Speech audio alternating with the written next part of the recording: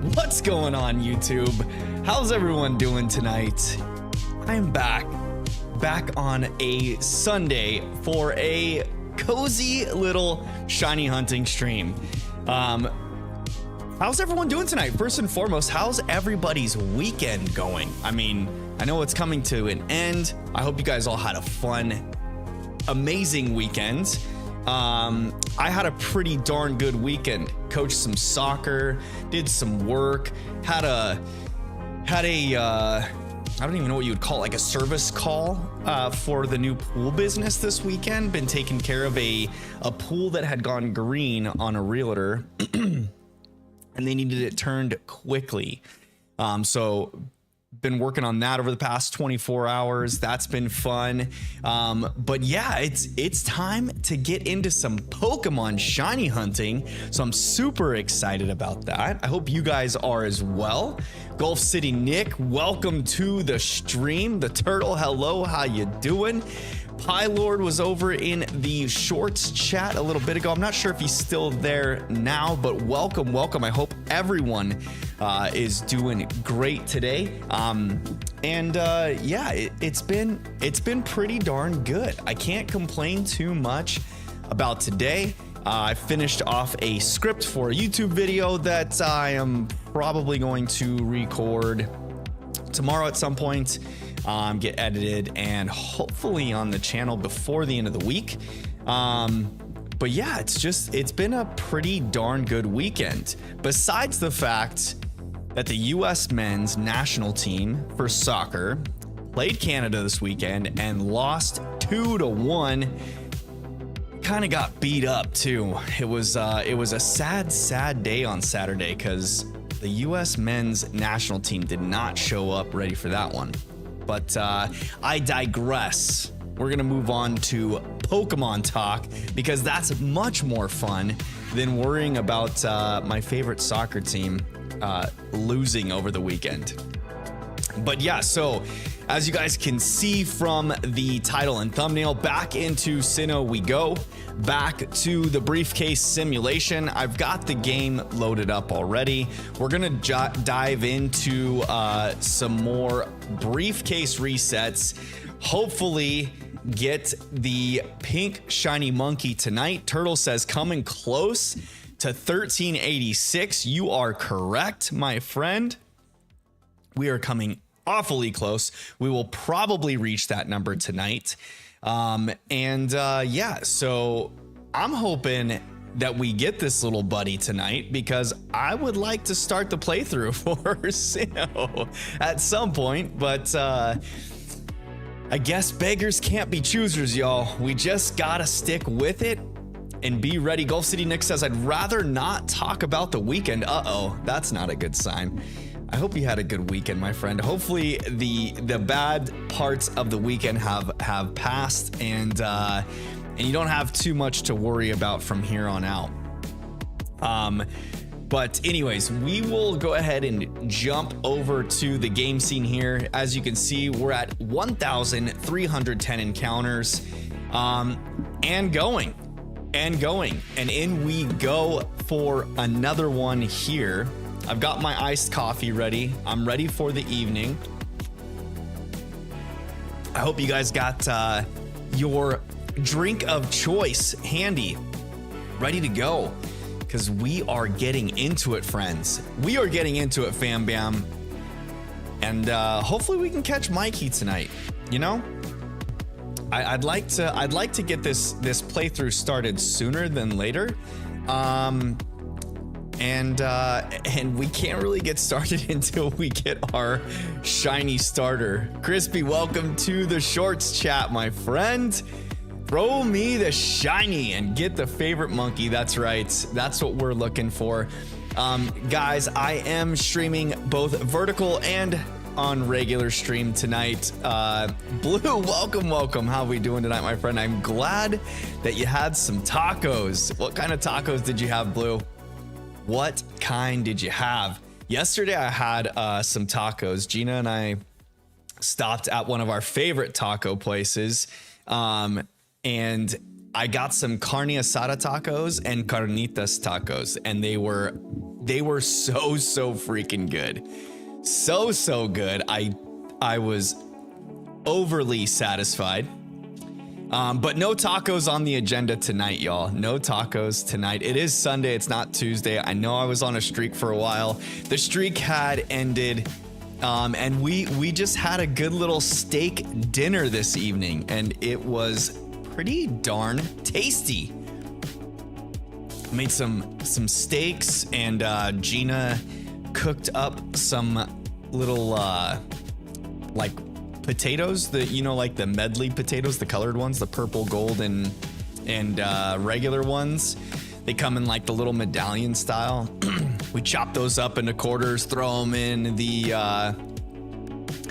air fryer, season them up, and go to town. But yeah, it was good. I topped my steak with a little bit of blue cheese crumble, some balsamic glaze, some sauteed onions and mushrooms. Ooh, baby, it was so good. Gina made up a little chopped Caesar salad. It was too good. Gulf City Nick says, let's just say the stuff I want to say would not only get me in trouble, so I'll not talk about it. Oh no. I am sorry to hear that, Gulf. Orange Panda Plays, welcome to the Shorts chat, my friend. How is your weekend going? How are you doing this evening?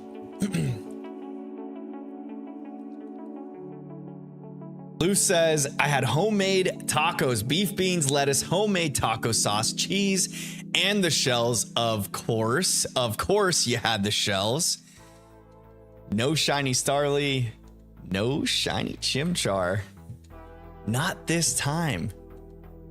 But we move on. We keep rolling, fam. We keep going. Because that's what we got to do. That is what we got to do. Jeremy, welcome to the chat, my friend. How are you doing this evening? I hope you're having a great weekend, a wonderful Sunday. Jeremy says, I'm working on my shiny chimchar, and I'm on 3,200 soft resets. Yo, Jeremy, I hope that you don't have too many more in your future.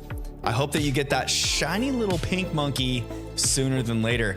I am attempting the same thing here, hoping to get this thing so that we can get our shiny fire type only playthrough started of Sinnoh.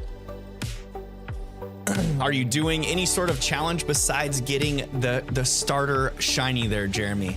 Are you doing like a challenge run through Sinnoh, or are you just hunting the chimchar so you can say that you did it? Orange Panda Play says, I'm on a shiny hunt for Eevee right now. Ooh, Eevee's a good shiny. I love the all white.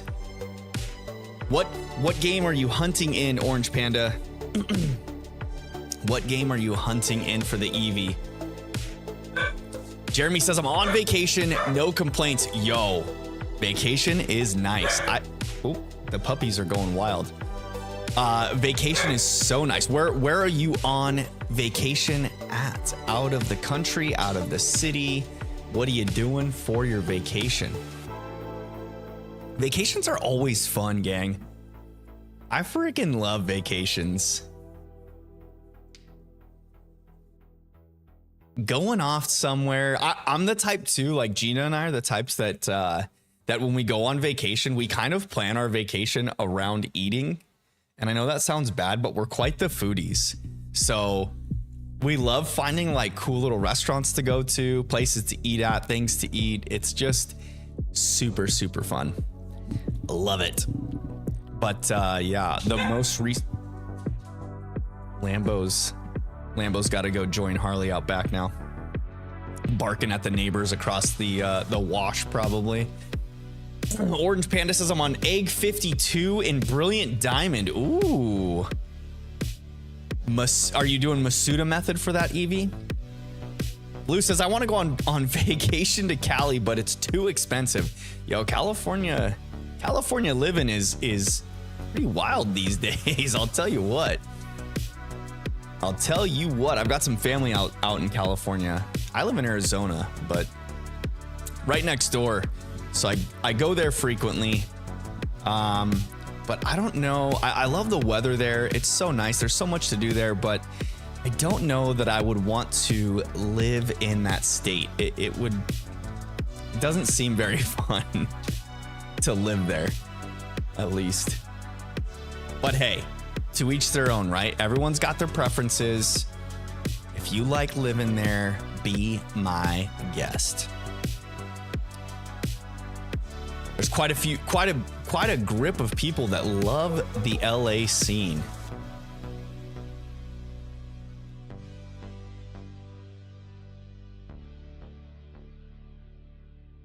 No shiny chimchar there. On to another check. Orange Panda Play says my sister's going to California tomorrow. Ooh. Do you live near that state, Orange Panda?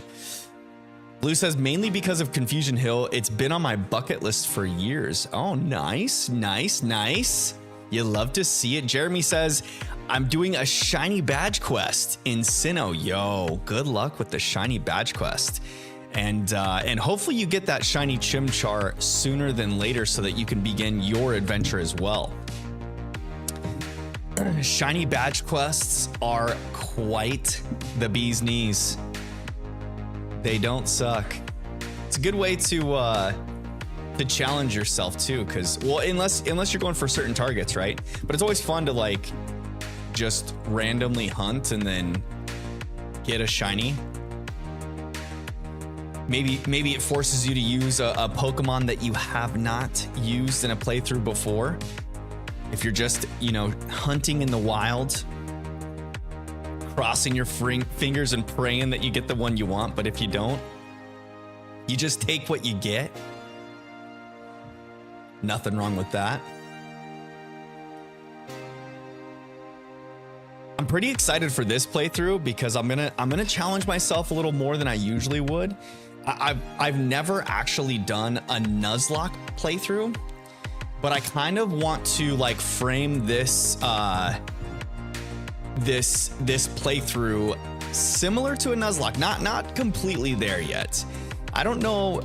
Well, for one, I'm only gonna have 4 encounters in this playthrough, because of the fact of only having 4 fire types available to you in Shining Pearl, unless you complete the Pokedex before the final gym. Then you can open up plenty more options, but without doing that, I think you can complete the Pokedex by like after the 6th badge, maybe, in this game. And so you could technically open up the entire underground and have plenty more options for the fire type only run. But I thought I would challenge myself to the 4 only. The Chimchar, the Houndoom, Magby, and Ponyta are going to be the only 4 that we'll get here. But then also playing in set mode instead of the option to switch in battle, as well as no items in battle. I'm going to try and do no items in battle while playing through. Held items will be okay to use, but it's pretty much just berries in this game. I think there's a few battle items I can pick up along the way, like in the underground, that will help out a little bit. But for the most part, I'm pretty sure I'll just be using the berries to help survive things.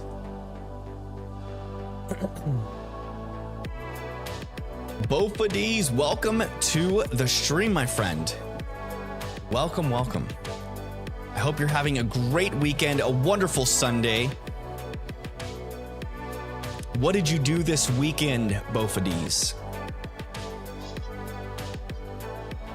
I wonder if Floss and Flop is going to be on the stream, Orange Panda says. I am not sure. I think he was in the last stream. I think he was in stream on Tuesday for a while. Blue says, I'm procrastinating right now, so I'm just going to lurk. Hey, no big deal, Blue. You lurk away, my friend. And to any of the lurkers out there, I appreciate you guys for lurking around, hanging out, and watching me play Pokemon. What do you think is so funny? Isla's been like on a terror lately, guys. She is just into everything that she can get her hands on. Every cupboard in the kitchen, every drawer at every desk. It's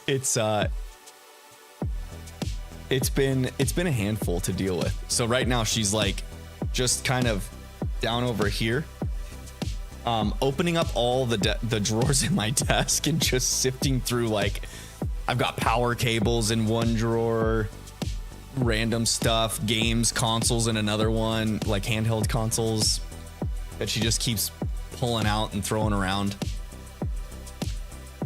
Jeremy says the shiny quest only begins once you get the first Pokemon. Hopefully not when I'm old and gray.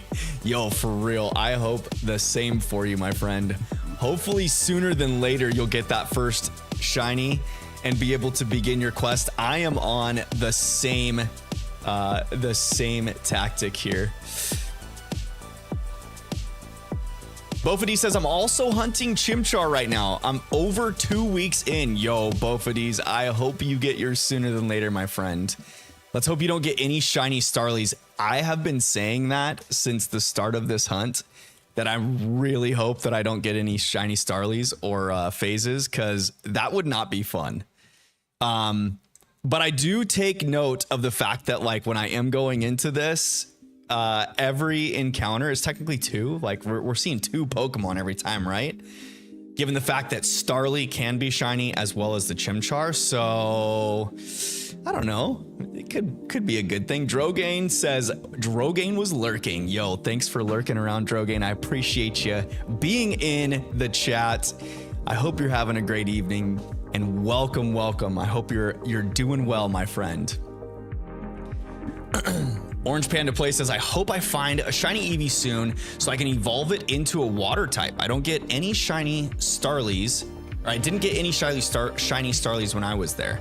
Well, I hope I get your same luck, Orange Panda Plays, and not get a phase on the shiny Starly. But if I do, hopefully I don't throw my controller through this screen. That could be a sad time if that happens. No, I won't throw any controllers. I'm usually not a short-tempered person. I'm pretty patient, actually. But hey, if we get the shiny bird, the little brown boy or girl, I guess it could be a girl too. We get the shiny little Starly.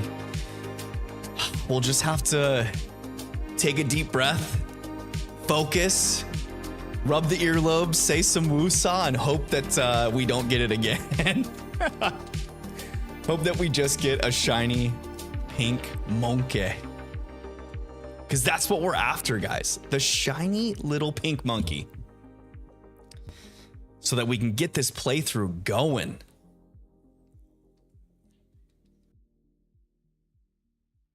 Not there, though. Not there. The length of the resets on this game is what actually makes this challenge a little daunting, or at least this hunt a little daunting, just because it does take a while for the game to load. It probably doesn't help that mine is a digital copy and not a physical cartridge. But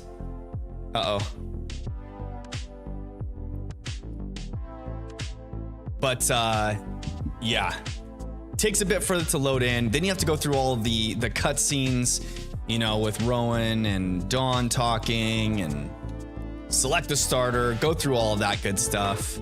Gulf City Nick says, hopefully the first gym doesn't give you too much issues. Fire's weak against rock. Yes, that is very, very true, Gulf City Nick. The one thing that'll be nice, though, is by the time we get to Rourke's gym, we should have Monferno, or at least we'll get Monferno for the gym battle. So we'll get that fighting type as well, which won't give us resistance to the rock attacks, but it will help us because fighting does resist rock. And then it also gives us a super effective move, because when Chimchar evolves into Monferno, I think he learns Mach Punch.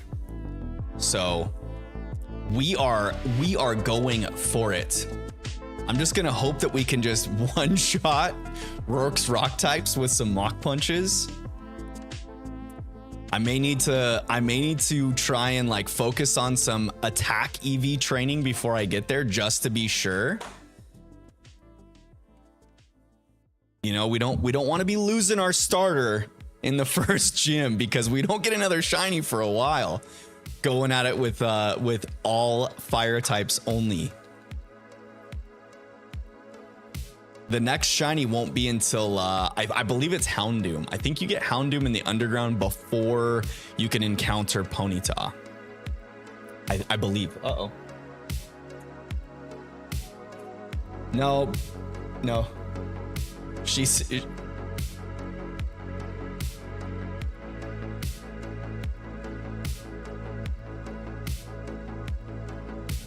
Sorry. I had to recruit Gina to help grab baby Isla behind me. She's messing with the dog's water bowl and food.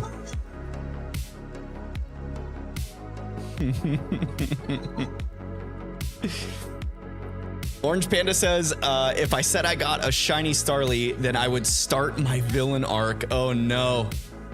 Bofady says, sometimes getting a shiny Starly can boost morale, especially if you have been at it for a long time. Yo, that's for real though, right? Like, at least you see a shiny of some sort. Alex, welcome. How are we doing tonight, Alex? I hope you're having a great evening, a wonderful weekend. Isla says hello too. What'd you do this weekend, Alex? What were some fun events that you tended to this weekend? Or what were some challenges that you accomplished? Hopefully, Gulf City Nick says the main reasons why shiny hunting in this game is a nightmare. Yo, for real. The soft resets. The soft resets can be daunting in this one. The startup screen is not kind, you know?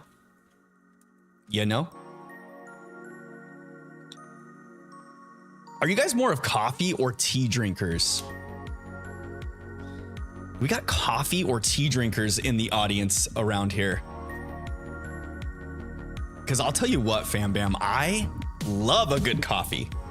And an iced coffee, for some reason, like I know there's those purists out there that just love themselves a good hot coffee, but I'll tell you what, a good iced coffee with some cold foam or a cold brew with some cold foam, the way to go. Orange Panda says, I think you can encounter Ponyta at the underground as well. Is that so? I thought it was just in the, probably that would make sense. I thought it was just underneath the biking path, no? But either way. Either way. Alex says, I got 3 first place trophies at the tournament. Yo, congrats. Oh yeah, I forgot you had your karate tournament this weekend, Alex. That is awesome. I'm so happy for you. 3 first place trophies. What an accomplishment, man. That is awesome. You love to see it. The Fam Bam just doing work in the real life. Bofady says tea. Tea is amazing if you make it right. Yo, I do like some good tea as well. I do confess to also liking tea. But I am a coffee fiend. I'm just a coffee fiend. Jeremy says coffee. Gulf City Nick says anything with caffeine. Yo, I think I'm right there with you, Gulf City Nick. I think I'm right there with you. The caffeine never sucks, right? Especially being a father of 4. I feel like I just live from caffeine to caffeine hit to caffeine hit.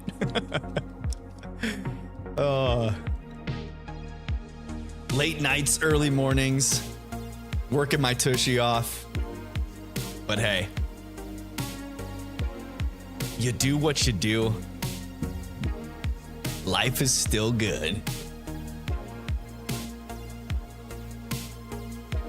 Gulf City Nick says, I like cold brew, but I'm also not a fancy coffee person. Just a straight black coffee. Ain't nothing wrong with that. I've been known to drink some black coffee. I remember at my previous job before I started my business, I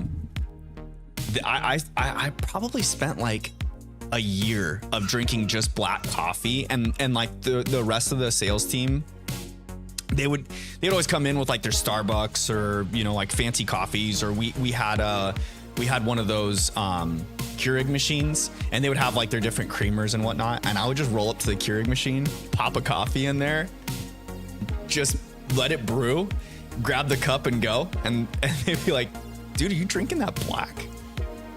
Yes, sir, I am. Rough and tough. Alex says, I kicked butt, but in one of the fights, it looked like I was hugging my enemy. Hey, gotta do what you gotta do for the points. I'm not sure, is like grappling okay in a karate tournament? I feel like that's a jujitsu thing, no? Or like wrestling. Gulf City Nick says, try being an overwhelmed cook. You run on rage and caffeine. Yo, I served tables in college for quite a while, and I remember all of the cooks in the kitchen, just, they were like nicotine and caffeine fiends. I swear, nicotine and caffeine fiends. Bofady says, Coke is my personal favorite drink. Yo, you and Gina would get along well. Gina loves a good Diet Coke, though. She is a sucker for a Diet Coke. Anytime we go out, like if we do fast food, I already know she's getting a Diet Coke. We go to In-N-Out, Five Guys, especially like the burger places, the fast food burger places. Yo, she is all about a good Diet Coke with the burgers and fries. Welcome back, Blue. Good to see you back, my friend. No more lurking for you. Did you get your assignments done or whatever you were working on? Gulf City Nick says, just milk and sugar, no foam stuff. Hey, a good cold foam with some cold brew. I'll tell you what, man. You just got to give it a try. It's like a little bit of cream. You know, like if you just like sweet cream only, you know, like just traditional cream and like no sugar, cold foam will do the trick. We've got like a frother at home, and we'll put a little bit of the creamer in there and let it foam up, cold foam style. Then you pour it right over the top of the iced coffee. Ooh, girl, it gets you going. Orange Panda says, I didn't even notice until now, but I was so far back. I do that all the time watching live streams.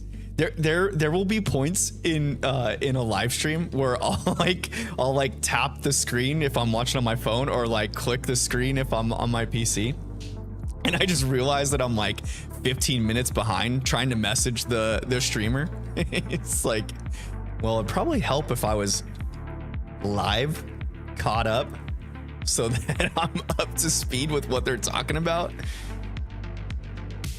I hear ya.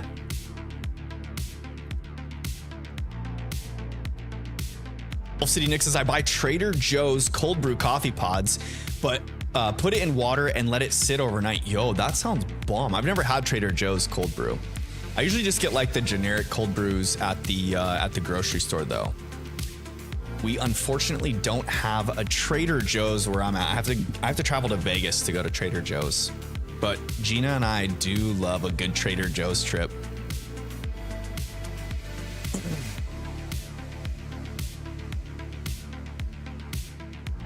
Not it. Not it.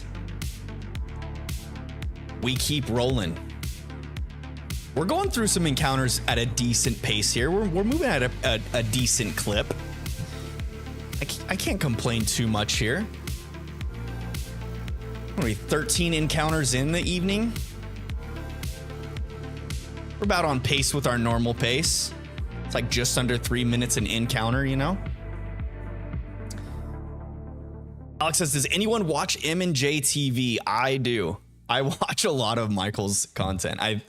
I like his content. I like that he just makes content around Pokemon facts, like gaming facts. And I love that his content isn't circled around like actual gameplay, but just more so odd things or like his opinion on like the typings and things like that. Jeremy asks, have you ever had Dutch Bros coffee? I have. I'm not a huge fan of Dutch Bros, to be honest. I feel like Dutch Bros is too much fluff. Too much fluff. We've got a local coffee shop here in where I live, and we usually go there. When Gina and I are going out for coffee, we usually go there if we're not making coffee at home. I know, she loves it, huh? She's just sitting there watching. I know, I see you.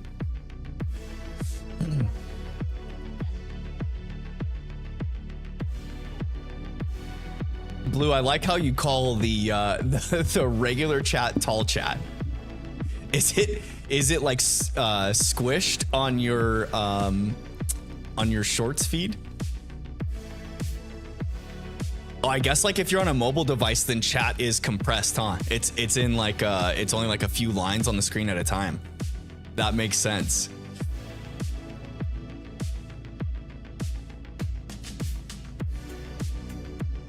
No chimchar there. Panda says stop brain rot.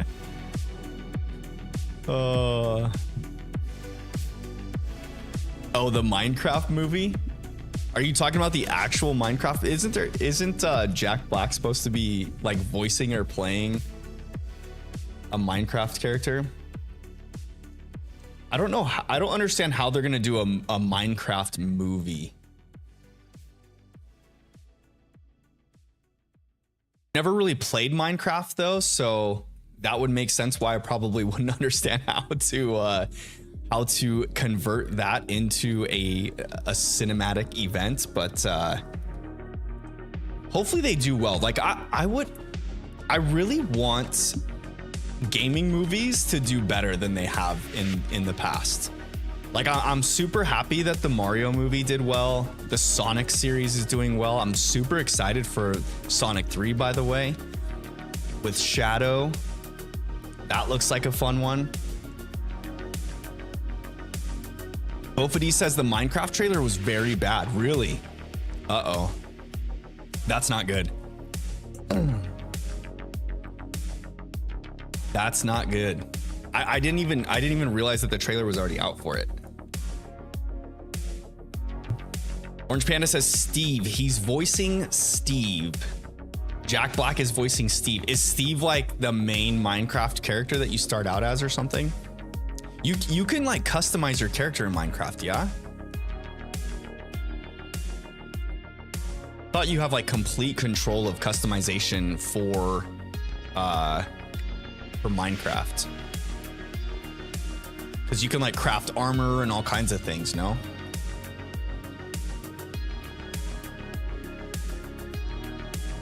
Jeremy asks if I saw the Borderlands movies. No, I didn't see the Borderlands movie. I heard it was absolutely bad.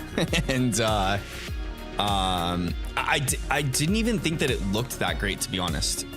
I'm not super familiar with the Borderlands story because like I like saw a little bit of the gameplay. I played a little bit of the game, but never really got into it myself. But I asked one of my buddies that's like a big time gamer. He keeps like a journal of all the games he completes each year. And I know that he had played all the Borderlands games, and I asked him about it, and yeah, he didn't understand the trailer either. I was so lost. It didn't make me want to see the movie at all whatsoever. Old City Nick says after all the Jack Black political junk, his career is essentially done. Uh-oh. I feel like politics is so hot and cold, you know? And everyone on either side is just very black and white. It's a pretty toxic situation. Ofidi says the Minecraft, they are complaining or combining live action and animation, so everything looks out of place. Really? So the Minecraft game is going to be like a mixture of live action animation, so kind of like the Detective Pikachu movie, where there's going to be animated characters and live people.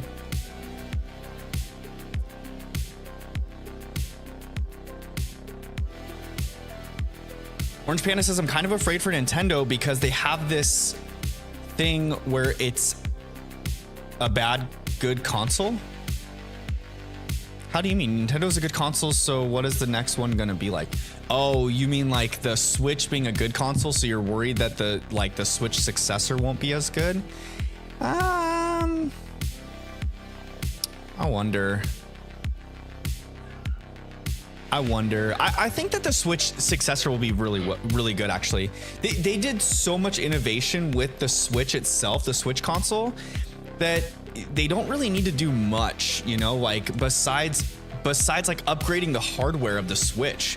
We've seen time and time again with different gaming studios not being able to produce the full extent of the game that they wanted to on this console. And so hopefully Nintendo is able to bolster that power and upgrade it greatly. The one thing I worry about that though is it's going to come with a larger expense. So I wonder if like the general Nintendo community is going to be okay with like the increase in console price. I know people that are used to playing, you know, Xbox and PlayStation have already seen larger hikes than Nintendo fans have. But for it to kind of keep up with the times, I think it needs to have more power, more capability, I should say. You don't want your gaming studios being hamstrung by the console itself, you know? Need to make sure that it's full bore ahead, giving everyone the creative freedom they need. Bofity says it's a live action, or it's a animated world with live people. Oh, that sounds interesting. So it's like, whereas we're normally used to live action being like live and animation being like a live world with animated characters in it. That sounds interesting. I could see how that would be off-putting though. Definitely. You're like, and for the actors especially, you know, for them to be in a movie like that, everything that they're doing is on green screen.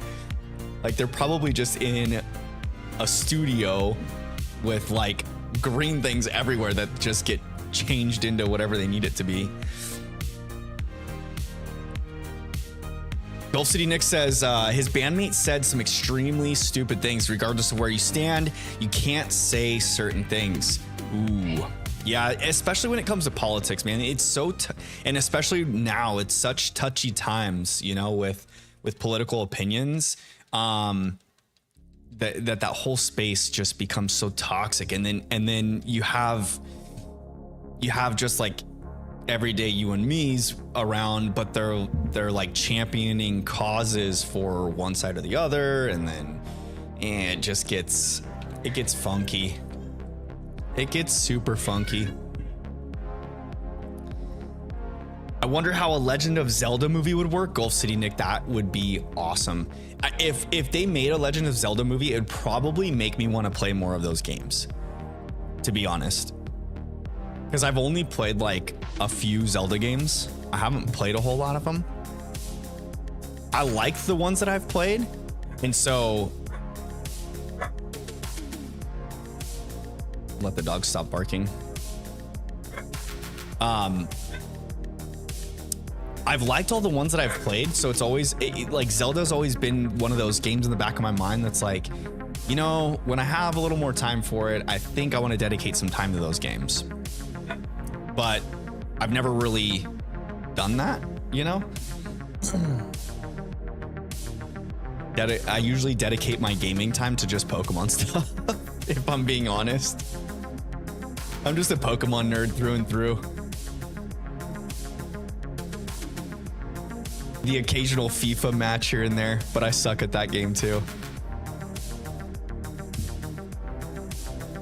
Gold City Nick says, provided they do certain things like hardware and better cooling, which would be critical. Also more storage than 64 gigabytes. It needs at minimum 500, if not more. I agree wholeheartedly.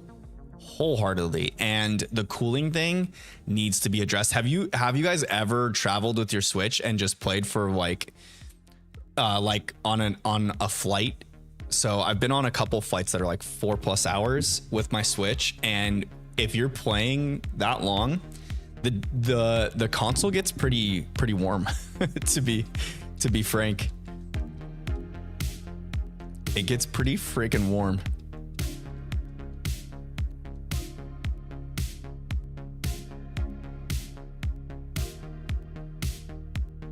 City Nick says Metroid Prime 4 would be a good test of both consoles.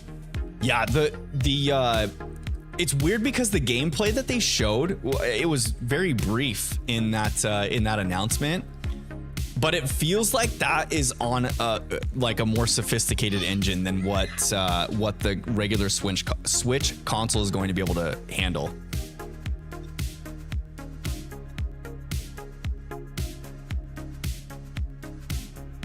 Opity says, I wish I could go back to the old days in my childhood where Pokemon X and Y was still airing and I could experience the best arc in Pokemon again.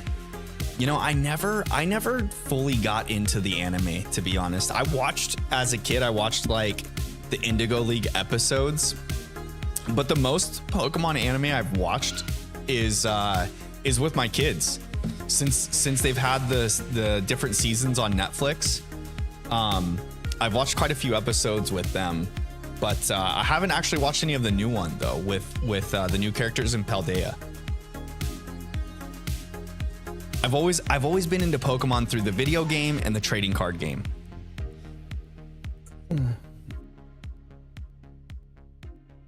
Always been aware of the anime and Ash and his adventures and things like that, but never like regularly watched it, you know?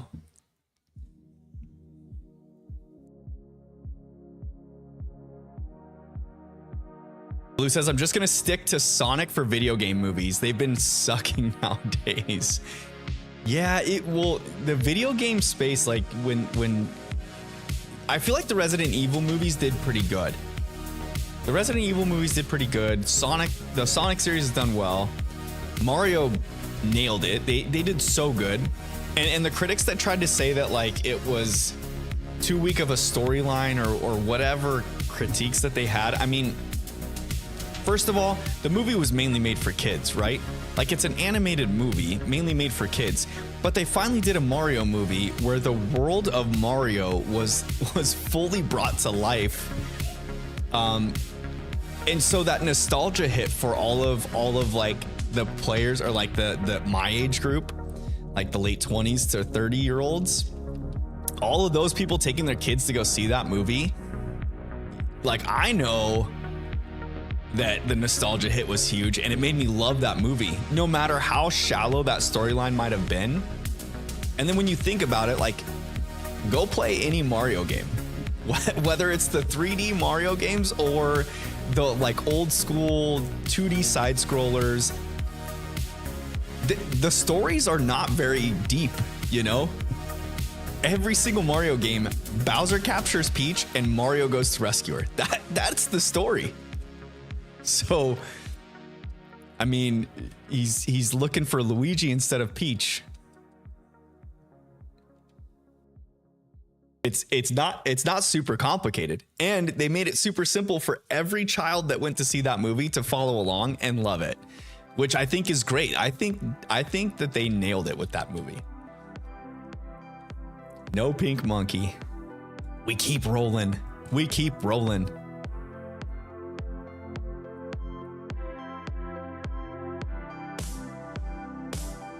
Gold City Nick says the issue with Link is, well, he doesn't talk. Yo, that is a major problem for a Zelda movie, right?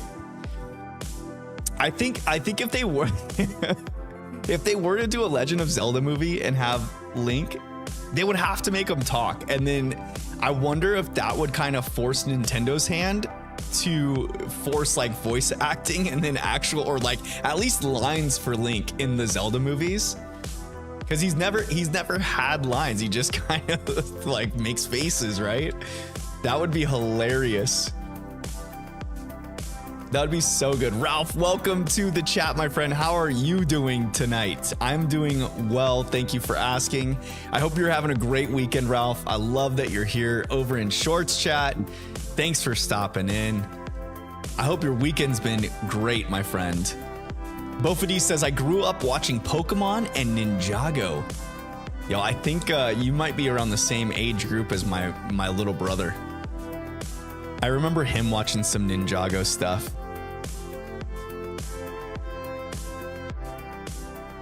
Gulf City says, if GameCube and Wii could run at 60 FPS, the Switch better be able to run at that frame rate. Yeah, for sure.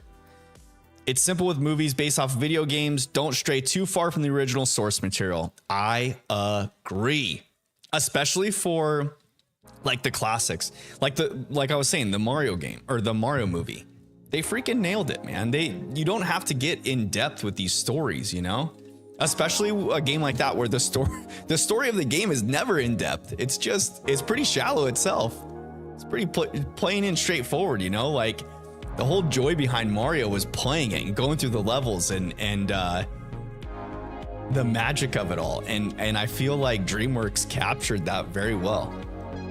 And then same with Sonic. Like there's not a whole lot behind Sonic, you know, besides like gathering the gosh dang it, what are they called? The crystals? Oh my god, I'm blanking it right now.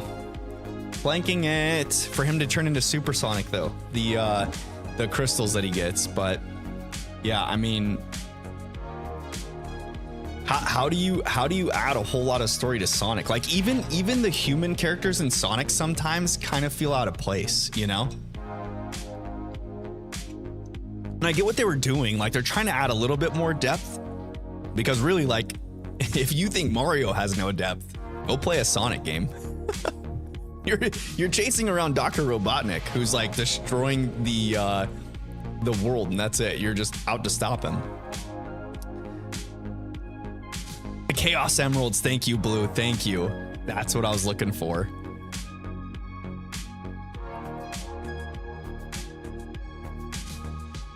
Gulf City says, Link, save my... yeah. Right, he probably shouldn't talk. For real. They'd have to get like a young, handsome actor to play Link, though. That's a fact. You know what would be cool? Like for Nintendo, I think they have a great source for a good video game to movie adaptation in Star Fox. I think they have like a diamond in a rough IP there that they have not unsurfaced in a long while, whether it be making a game for Star Fox or like adapting that to a movie of some sort or adapting it to cinema. I think Star Fox would be good to do. Uh-oh. Am I dropping frames right now? Oh no. We are hitting a problemo, chat. Hold on a second here.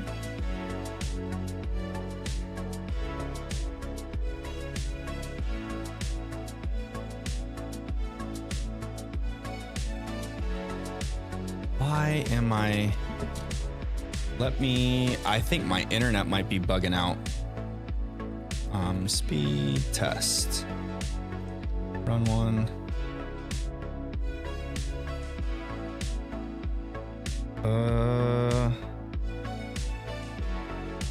That's all okay. Oh, it should be back. That's all okay. I think I might have just had a spike in internet connectivity. Lag City Gulf says, uh-oh. It should come back. It should come back. I think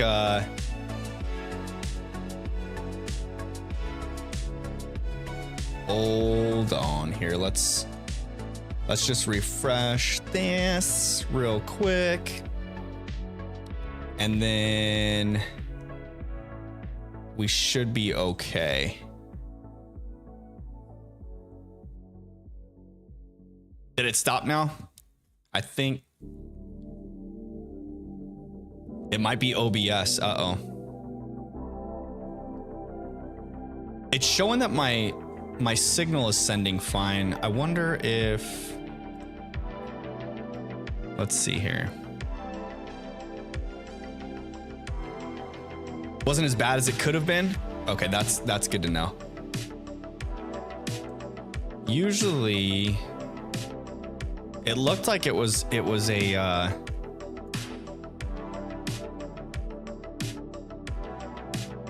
the bitrate's okay. And it's sending the signal fine now.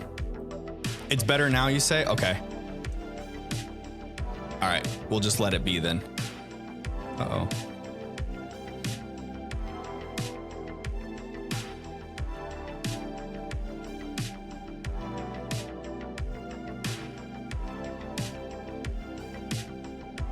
Okay, it should be fine then.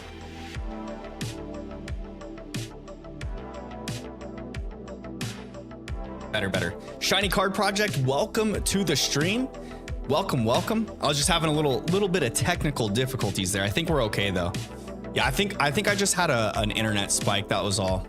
We had storms last night. It's monsoon season right now, so it could be affected because of that. But yeah, usually when the signal from OBS to YouTube drops like that, it's usually due to internet connectivity, from what I understand. But I think we're okay now. We're okay now. But I'm doing great, Shiny Card Project. Thank you for asking. How are you doing, my friend? Bofady says, I think a Zelda movie would be sick. Yo, if they did it right, I think they could do well. I think they could do well. Gulf City Nick says it would have to be Deadpool's actor. You think Ryan Reynolds would be good for Zelda or for Link? I think Ryan Reynolds might be a little too old for that character. I mean, he is a dapper human being though. He's a handsome man. Ralph says that everything seems fine now. Perfect. Okay. Yeah, I think I just had an internet lag spike. That's all, guys. I apologize. I apologize for the spike. I think we're okay though. At least now we are. Need to re-pop out my chat now because it lost signal. King Darkrai, welcome back. How you doing tonight, my friend? How is your weekend going? What'd you do on the weekend? Anything fun, exciting?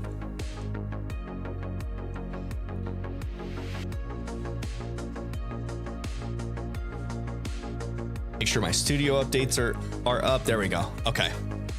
We're all back. Everything's back. My whole streaming cockpit, so to speak. Everything's back to normal.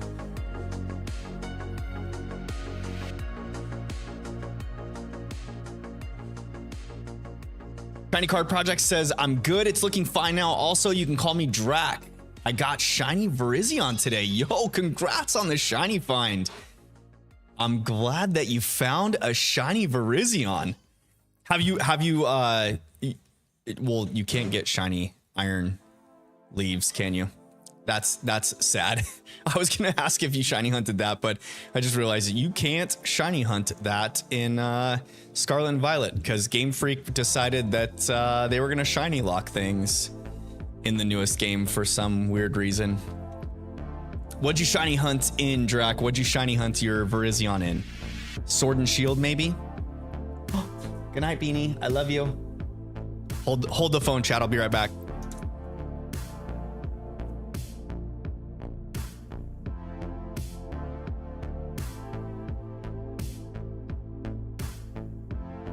All right, I'm back. Sorry, I had to give baby Isla a kiss goodnight. Make sure to tell her goodnight. Oh shoot, was that shiny? It wasn't, was it? Come on, show the Chimchar already. Starly's not shiny. Chimchar's not shiny. Okay. We move to the next encounter. Drax says Sword and Shield. Yo, nice. Nice find. Were you in the Dynamax Adventures in Sword and Shield? I need to finish my stinking shiny charm in that game. Gulf City Nick says from a looks department, Ryan Reynolds would be great. Yeah, no, I agree. He is a handsome dude.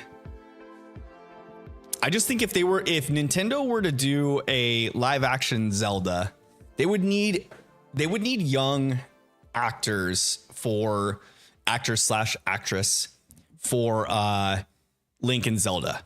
I think they would need to go younger, right?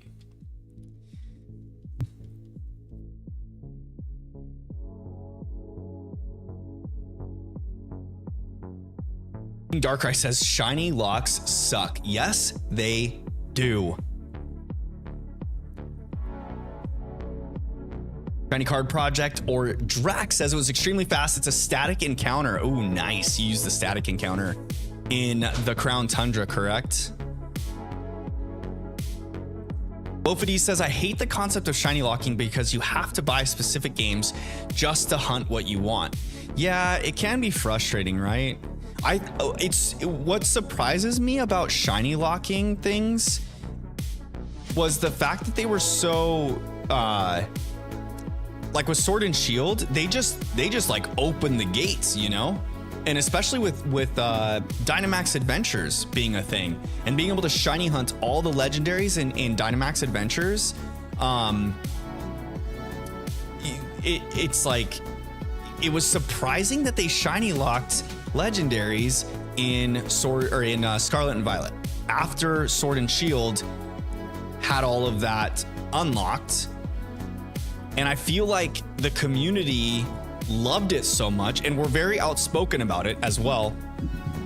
You would think that with the community being that outspoken that they would have paid more attention to that aspect, but nope, they didn't. They just put Scarlet and Violet out there and just said, hey, we're shiny locking all this, have fun.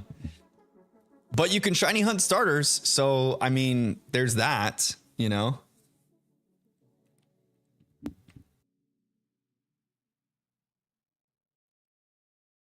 City says also canon wise they'd have to be careful with some of the games because some Links and Zeldas are related. Yo, that's what's crazy too, is like how like some of the different Zelda games, they're different like timelines, right? Or universes or something like that. Like not every Link is the same. It's like different each time.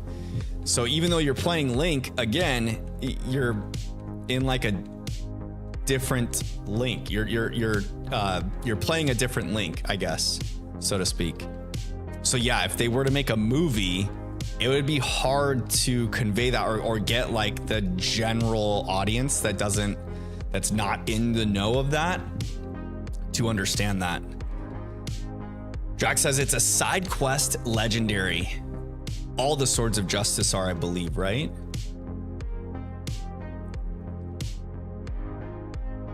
Darkrai says you can just call me Lil Bubba or Bubba. Yo, I forgot that you had to change your name, Lil Bubba, to King Darkrai. What do you have, another week left with the name there before you can switch it back?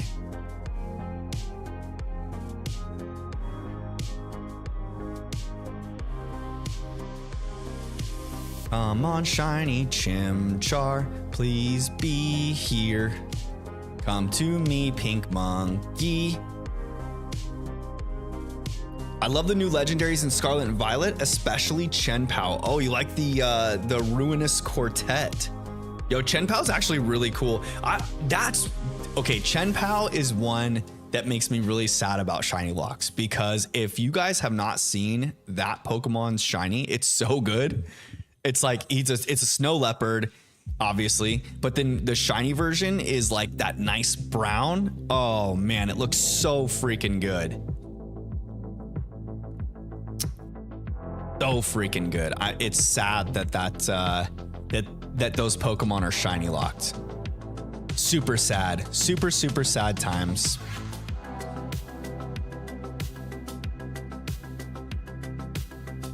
I've also got a PSA 10 secret rare Virizion from Plasma Blast to match. Drake says, yo.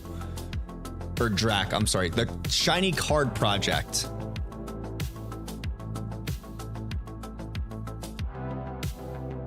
That's pretty nice. You love to see the PSA 10 rated cards. The perfect rating for the perfect card. I've never actually got any cards rated before or purchased any PSA rated cards. That'd be kind of cool to do. Ralph says I like Chen Pao and Chi Yu. I'm sure we will have to wait to compete in a tournament to get them someday for shiny versions. Oh yeah, the Chi Yu shiny is super good. Or a GameStop release. Yeah, I feel like they always do those GameStop releases, right? It'll probably be towards like the end of the Scarlet and Violet lifespan. They'll start doing like all those different holidays or like giveaway card things with the codes, you know. Maybe we'll get some shinies in that aspect. Gulf City Nick says if they come from a certain timeline, it does have a romantic relationship, like in Breath of the Wild and Tears. But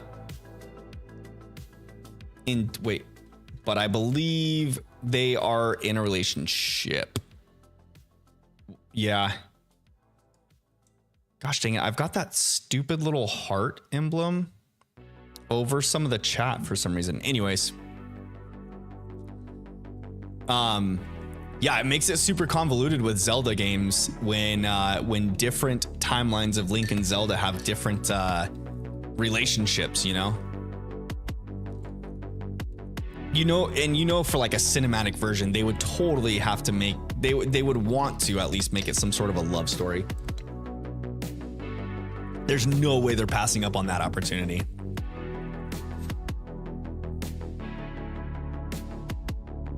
Shiny Chimchar, please come to me.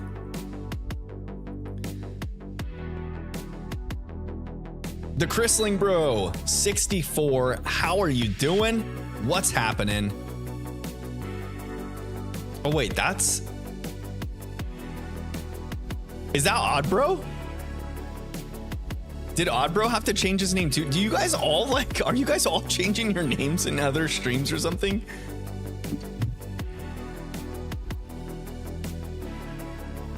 Bofity says Chen Pao is also amazing in competitive Pokemon. He is pretty darn good.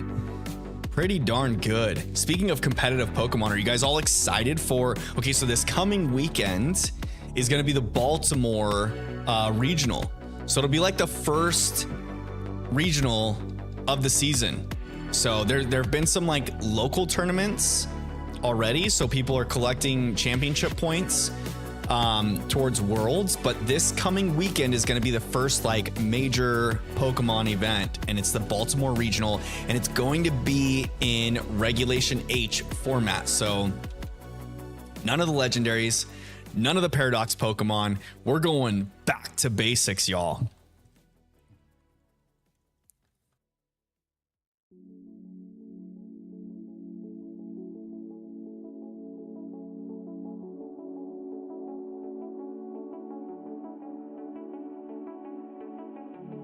City Nick says, as for A Link to the Past, their brother and sister. Oh, is Link and Zelda in A Link to the Past their brother and sister? Really? A Link to the Past is the one that they remade or like ported into Switch, correct? Like that has the little chibi style animations.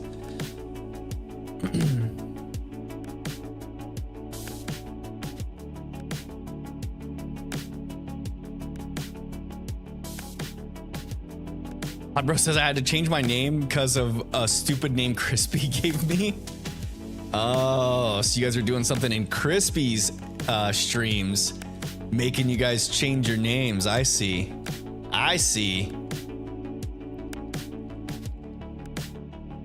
Wolf City Nick says I have a competitive one. A competitive one of what?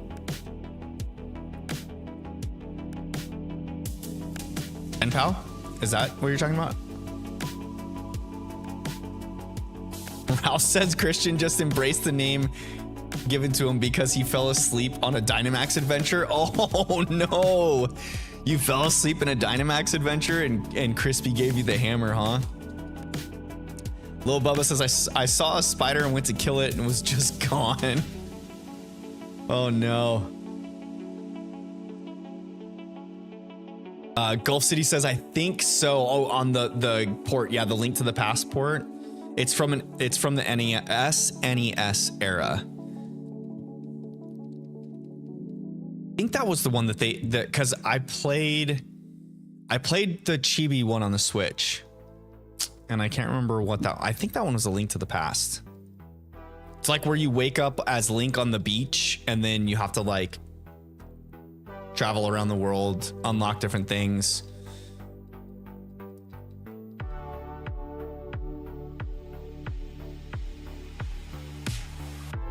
Oh, Gulf City says it's Chen Pao. Yeah, the first one you got was a max attack adamant. Yo, that's awesome.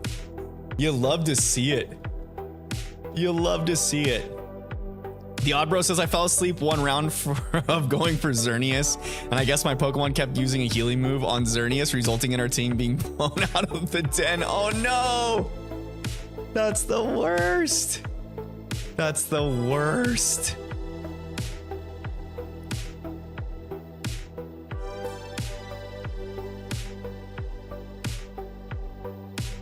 Link's Awakening, that's it. That's the one. Thank you, Gulf City Nick.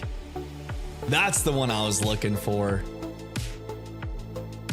Bofady says my favorite shiny is Zeraora, but he is almost impossible to get without trading or hacking.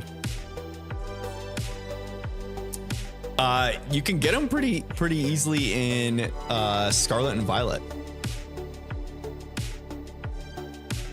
It's just well, I shouldn't say easy. It's tough because you can't see them, but you can get a Zoroa.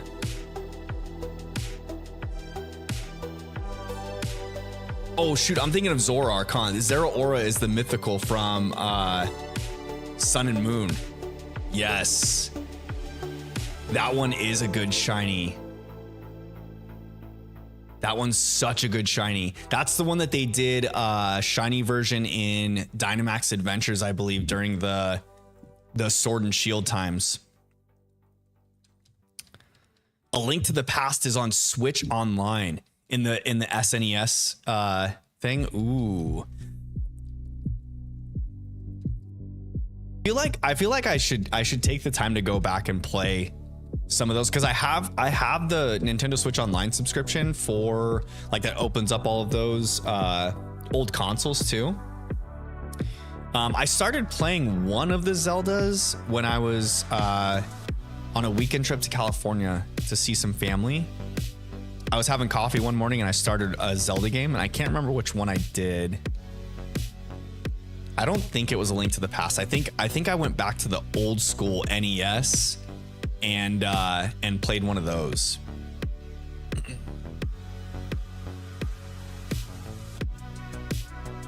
Oddbro says I gotten back from playing in my school's marching band at football game that night and was exhausted. Yo, I don't blame you, my friend. I don't blame you. But at the same time, that would be rough to be in that party and playing against Xerneas. And if you passed out and your trainer just kept using healing moves on Xerneas, that would be pretty frustrating.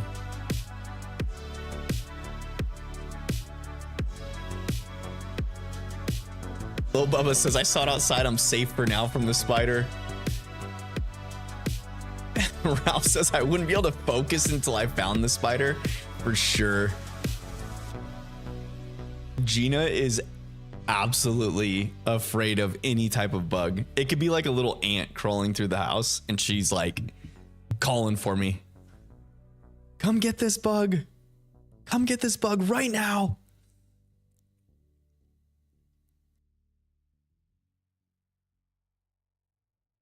Bofady says it's so good but so hard to get. I wish I could be traded one, but I want it to have my OT. Yo, that's a tough one. with all of the different like the dens that they do now, like how we have the Dynamax dens in Scarlet and Violet. I wish they would do some of the mythicals that way, like in the Scarlet and Violet game, and then, you know, make it an online thing. Like, you got to go online to get the shiny version of it or something, and battle with other people online or something of that sort. I don't know. I think that would be super cool, especially because they already did the event in Sword and Shield for like a shiny Zeraora.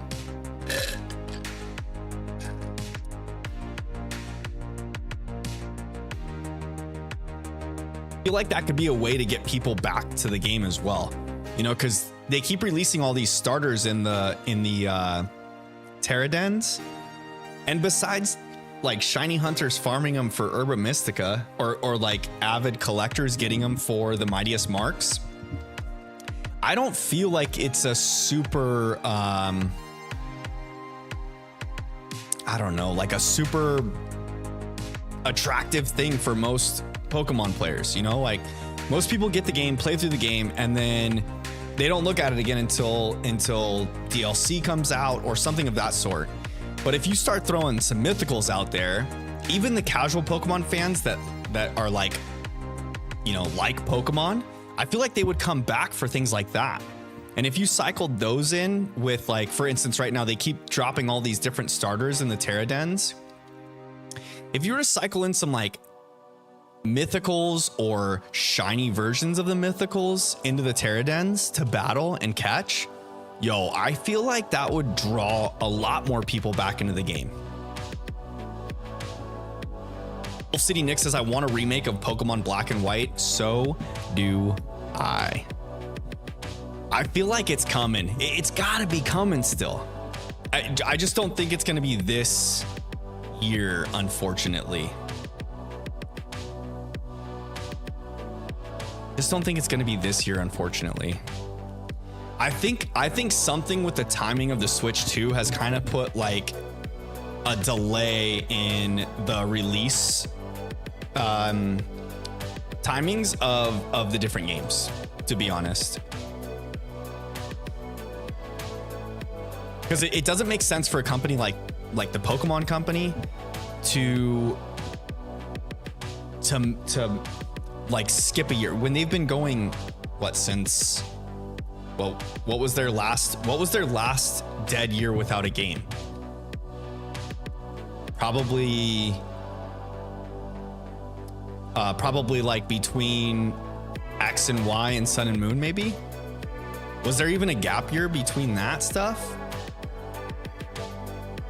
But even so, I mean, like, they release games like clockwork, you know, whether it's like in that 3-year cycle.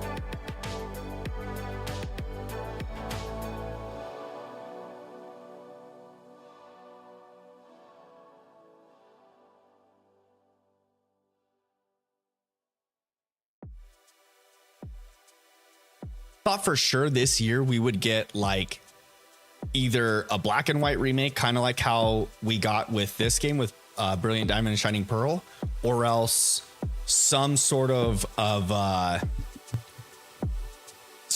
way to play the Game Boy Advance games on the Switch.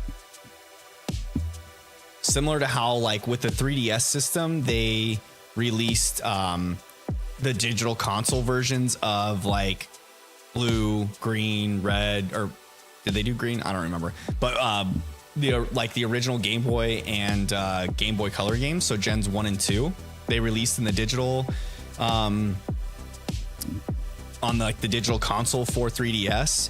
I thought for sure they would do something of that sort for the Switch, but it doesn't make sense for them to do some sort of game like that on the actual NSO versions of those consoles. So like how the Nintendo Switch Online has the Game Boy Advance like emulator thing, I feel like that causes problems with like Pokemon releasing the Game Boy Advance games. So I feel like they would have to package like all of those Game Boy Advance games into one title and then release it as like a box game, you know?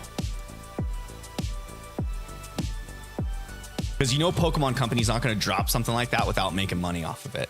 So either they're going to want Nintendo to pay them to keep it on the NSO as like an available playable game, or require like Nintendo to require an even larger premium for the NSO stuff.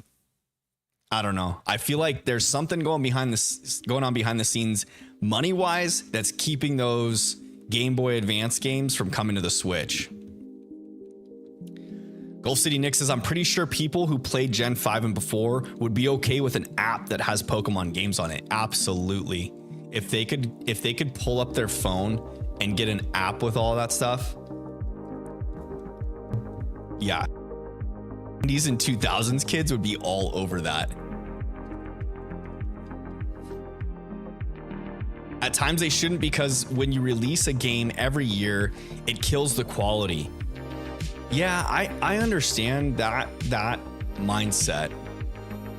I understand that mindset. But for a big machine like Pokemon and the timing, they kind of have to be on like a specific cadence, right? To keep their other IPs going. And since the generational game kind of pushes things along, and then you have like the smattering of extras that help keep pushing titles along, such as like the TCG bases a lot of their sets based off of what games are currently in the format, you know, like when BDSP released, they had TCG sets kind of centered around Sinnoh and BDSP. And then again with Legends Arceus when that came out.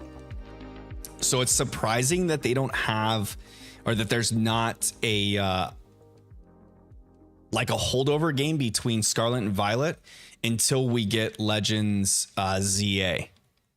Because clearly they're gonna continue to do sets based off of Legends ZA, like TCG sets, but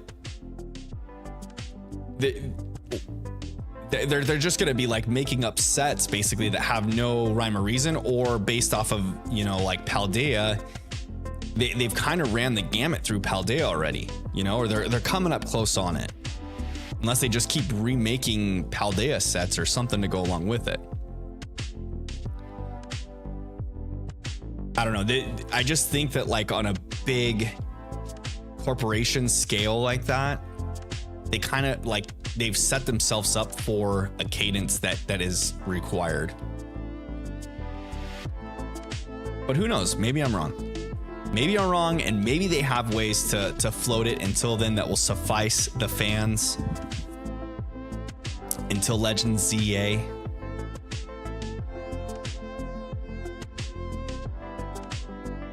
Ofadi says it doesn't have to be a free shiny. I would hunt it, but with all the shiny locking these days, I'm not confident it will come back.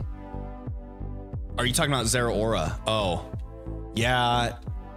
The fact that they already did that one in Dynamax Adventures, it'll probably be a while before you see him pop up shiny again. Lil Bubba says, I won't be chatting. I'm playing with my dog. No worries, Lil Bubba. You lurk in the background all you want, my friend. Lurking is very much welcomed around here.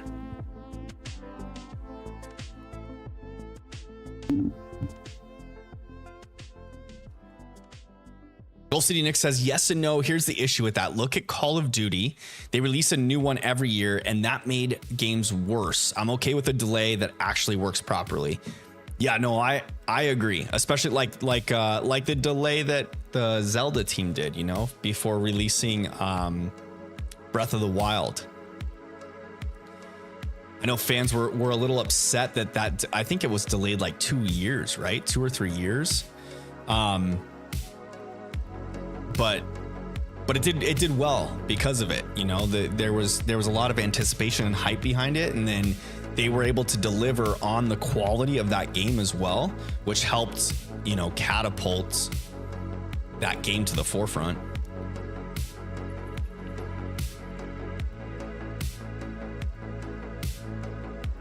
think the thing is, like, when it comes to quality, like, I know a lot of people like to bash on Brilliant Diamond and Shining Pearl being low quality games, but they did use a third party to make this. So like, if they're subbing out, so to speak, at least the like for like remakes, they could still hit on the nostalgia factor and keep that cadence going.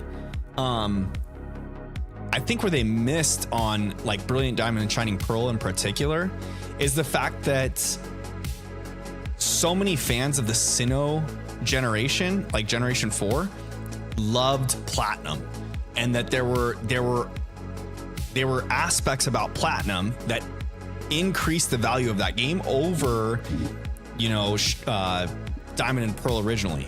So when BDSP came out, I think a lot of people just assumed that BDSP was gonna kind of basically be Platinum, you know, or have a lot of the Platinum aspects, and it had zero of it. And so the fans kind of revolted in that aspect. That and the fact that there were so many glitches, the game was unfinished on release, like there were quite a few misses there. But it's a new studio dealing with a new game. It's understandable that they're gonna have some misses, I guess. I don't know. I like the like for like remakes, to be honest. I don't know if the whole like chibi thing was a good call. I think going chibi style was just because of the success that Link's Awakening had on the Switch, because it was in chibi style. Game Freak probably saw that. Nintendo was like, hey, we just dropped Link's Awakening and it did really well. Why don't you do your next remake in that same style?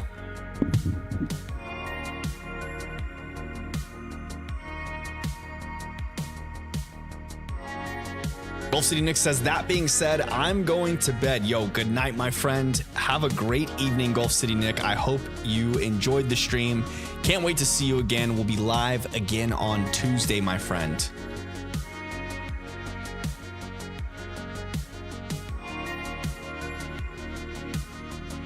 My bro says, I think it's okay that Game Freak is taking their time. I don't think it's okay that they announced a game and then stay completely silent since February. Yeah, I think that's causing anxiety amongst Pokemon fans. The fact that they announced the game and then have just gone completely quiet with no sign of any news. The Pokemon fans are just like in such confusion. They're so sad right now. They don't know what to do, because they want to back Game Freak's play of waiting, but they're also so used to the cadence of like game releases that they don't know what to do right now with themselves. I say they as like I'm not part of that group. I'm definitely part of that group.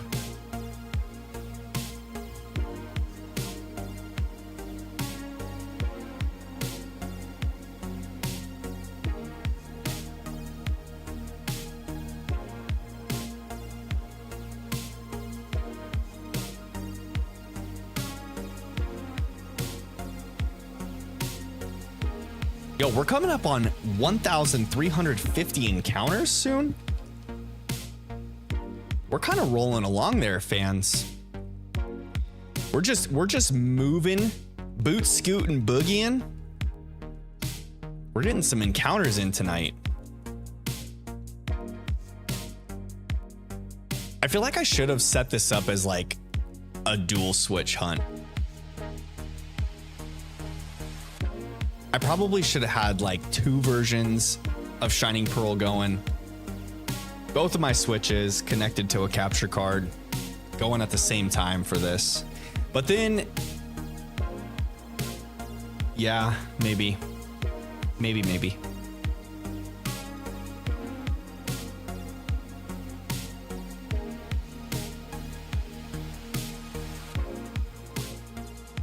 I feel like that would help out a little bit, you know, with this playthrough. being able to speed up the starter hunt at least. Because then no matter what, whatever game would get the starter, I would just have to continue on with that one, you know? Lil Bubba says, how much over odds are you? I'm not over odds. The odds in this game are 1 in 4,096. So I am not over odds. Technically we are getting 2 encounters every time we throw the starter out there though. So we are like, what would that put us at? Like 2,600 encounters, 2,690. So, I mean, given that, we're a little bit closer, but still under odds. Still well under odds. I really hope they make the starters shiny huntable in the new game because I really want shiny Greninja. Both of these, yo, just hunt Froakie in the Blueberry Academy. You can get a shiny Greninja that way.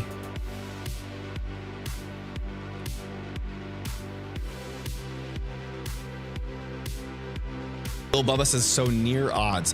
Kind of. We're still quite a ways off. And usually it's like on stream nights when I've streamed the starter hunt, I've been about like 80 to 100 encounters a night. So I think this is like my, I don't know, what are we at, 1345? So this is probably like my 15th or 16th stream of starter hunting. So like when you put it into that perspective, it sounds like a lot of streams of shiny hunting this thing. But then again, like if you look at the numbers, odds are 1 in 4,096. I'm at 1,345 right now. Bofody says I'm over 2,800 encounters in. See? So that tells you there. I know early on in the hunt, I had quite a few people pop in and mention that they hit like 6,000 encounters. That'd be brutal. But hey, if we make it that far, it'll be a story to tell. That's for sure. But yeah, once I hit about, I think it was like 800 encounters, I stopped doing this hunt every stream to kind of break things up. That being said, I do really want to get this shiny so that we can get this playthrough going. Because I feel like once the playthrough gets going, this is going to be a super fun one to do. And especially streaming with y'all, you know? I know that the like shiny starter hunts were super fun. I still need to go back and shiny hunt all the water starters in Scarlet and Violet. I still haven't done that yet. I'd like to do a Nuzlocke of some sort, but I kind of wanted to get this playthrough out of the way before I venture into any sort of Nuzlocke, just because I've never done a Nuzlocke before. So I don't know if jumping into a Nuzlocke right away on stream would be the best thing. I feel like I would probably fail, and it wouldn't be fun, especially like if I get to like the first or second gym and I bomb it. I feel like that would be a little annoying as like a viewer. I know if I was in the viewer's shoes and I was watching someone do their very first Nuzlocke ever and they just like bombed the first couple gyms, I'd be like, all right, this isn't fun. Because I'd want them to win, you know? Bofody says, me too. I just want to play the game, but I'm too far in to quit. I hear ya. Just gotta strap in, buckle up, and get ready. Just keep persevering. It'll be there. Eventually it'll come.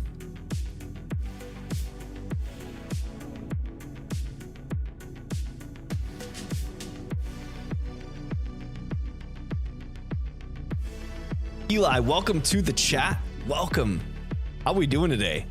Thanks for stopping in on this wonderful Sunday. How was your weekend? How's your Sunday been?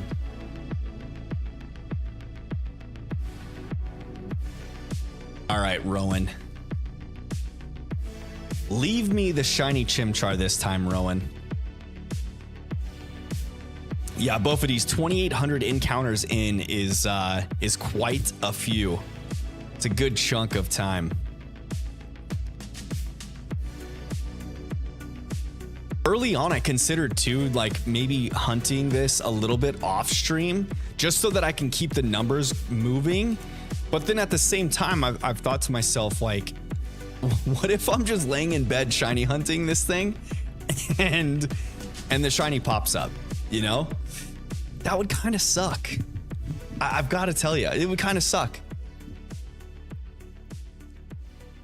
Because the whole point of this playthrough, like I'm only going to have 4 encounters in this playthrough. So if I encounter one of them as shiny off stream,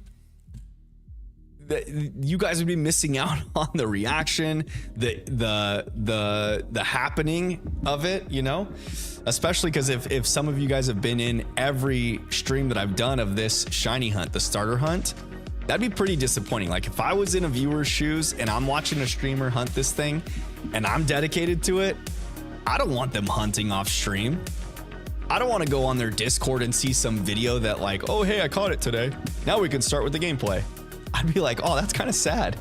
It'd make me lose interest in the playthrough, to be honest. Eli says, I got a Dragon Ball Z manga. Oh, nice. Do you collect the Dragon Ball Z mangas? That's one thing. Yo, I've seen some content like focused around the Pokemon manga. I feel like I would like to go and read the Pokemon manga at some point. Like try to start at the beginning and read it through. I think that'd be cool. Because it's supposed to be like quite a bit more gruesome, obviously, than the games or cartoon. And then it's red and blue, you know. But yeah. Bofady says, I've been doing it for 5 to 10 hours a day for the past 2 weeks, so it is a brutal hunt. Yes, it is. It totally is a brutal hunt. It just, it wouldn't be so bad if you were able to like go into the wild grass or something of that sort, you know? But especially in this game, like this version of the game, especially the startup screen, going through the cutscene with Rowan and Dawn, and then finally selecting your Pokemon, and then you wait for all of this to throw out your Pokemon. Goodness gracious, I got some hiccups. Waiting for all of that to play through, it kind of gets to be a chore with the soft resets for this. It's not like this isn't a quick soft reset hunt. It's a longer one. Even like firing on all cylinders, you're gonna be at about like little less than 3 minutes an encounter, probably like 2.5 minutes. I think like I timed it one night where I was like locked in, going at it, and I think I got it down to like 2.5 minutes per encounter. But yeah, when I'm just like casually running through it while tending to chat or like reading chat and keeping up with you guys, communicating, it takes a little bit longer. It's probably closer to 3 minutes per encounter or a little bit more. And then if you do the math on it, you figure you're at like what, in an hour's time, or in half an hour's time, that's 10 encounters. So 20 encounters an hour. And I usually only stream for about like 3 hours an evening. So what do you get, 60 to 100 encounters a stream? It can get pretty lengthy. Bofady says it's the dialogue that takes most of the time. It has just become a part of my daily life now. You just kind of set hold the switch on the side and then mash A through it all. I should get a turbo controller and just have it press the A button, but then it would just get stuck right here. So I don't know if you could do that.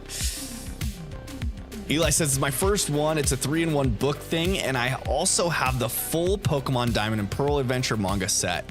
I also have one Digimon from the school library that I have to return. Yo, that's pretty sweet. So it sounds like you collect some manga.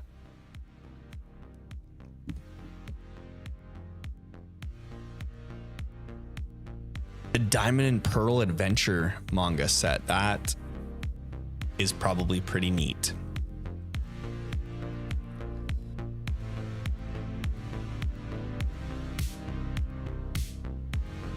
You love to see it. I think it's cool, like how in the manga, Red's isn't Red's first Pokemon Poliwhirl, right? Or Poliwag, maybe?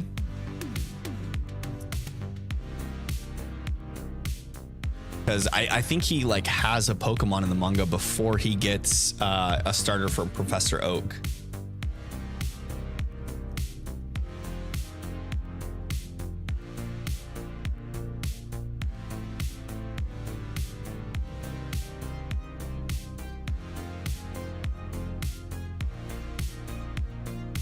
Lil Bubba says, I always fully evolve my starter, then first the...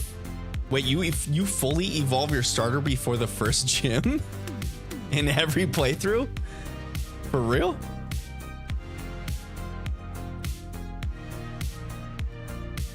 Seems like a lot of work. I remember playing Red and Blue as a kid, and I always made sure that I got all of my Pokemon to level 10 before facing Brock. And then before facing Misty, I would get them all to level 15. And then before Surge, 20. Like, I had a method. And then once you get past Surge, it's like free for all. It's free for all from there.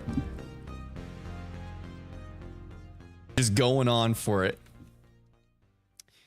Generally, I feel like after Surge, you kind of you start pulling in quite a bit of experience through battles if you battle a lot of trainers, and there's a lot available to battle. But like those first few gyms, the pool of trainer encounters before you get to the gym are not as much. You got to do some grinding to get your Pokemon up to level there. Lil Bubba says it makes it easier. Yeah, I would imagine so. If you've got a fully evolved starter before the first gym, you're probably trucking through the game.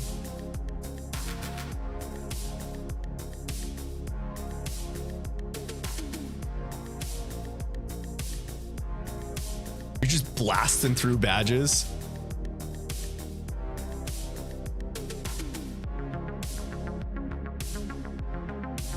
The only thing would be like the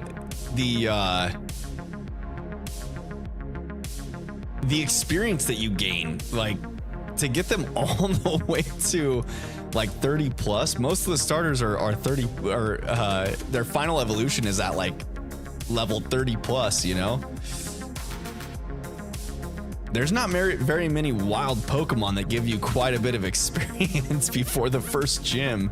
And there's definitely not enough trainers to get you there. Eli says, I finished the Pokemon puzzle.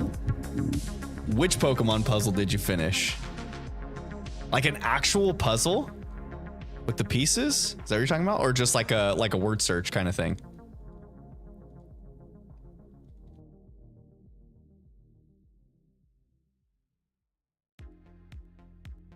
Better stop having bad posture. Bad posture is bad for the body. As long as we're not getting a shiny Starly, okay? The thing is as long as I get a shiny Chimchar before the shiny Starly, we're gonna be happy. Also, if I can get it before 3,000 encounters, I've been saying since the beginning of this hunt that I think it's going to come like around the 2300 range. So we got another 1,000 encounters to go. If I get it on my count. Now, earlier tonight, there was, I think the turtle was it? I think their guess was 1368, maybe 1368. Does that sound right? 1386. I had to go back on chat in OBS to see it. Their guess was 1,386. The turtles guess. I kind of want to at least get to that number before the end of stream. If not all the way to 1,400. I don't think I'm going to make it to 1,400 though. It's 8:15 right now. I'm probably only going to stream for like another hour and a half, maybe.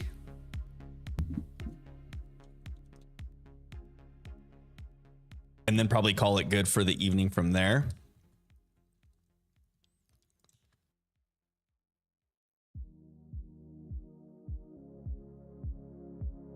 All this A button mashing. If as long as my controller makes it out of this briefcase simulator with the A button intact, then we're good. Then we're good, fam bam.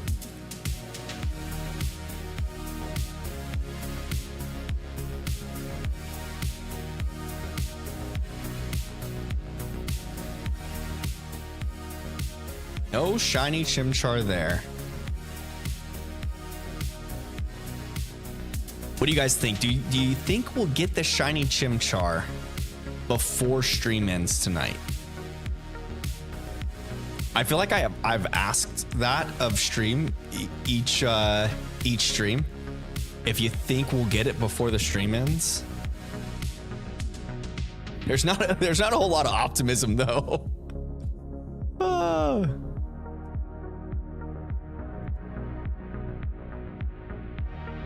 Eli says, I want a sandwich, more specifically the sandwich your mom makes you the first day of school in Pokemon Scarlet. The one that powers up your Miraidon or Koraidon. There's probably something really good in that sandwich, Eli. There's probably something very good in that sandwich. Ralph says, I think so, with all of the sparkles. Yo, Ralph, I'm glad you have that vote of confidence, my friend. I sure do hope we get them soon.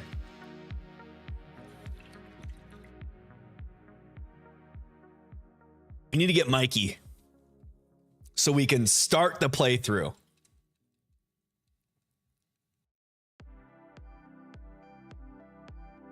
We need to get our little pink monkey.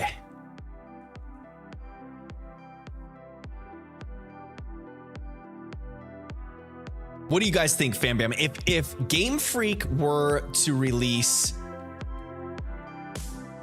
Bofady says encounter 1,355 will be the one. Yo, that's not this one, but the next. Not this one, but the next. I would love to see that. But I hold my breath until that encounter. I don't think I can hold my breath that long, actually.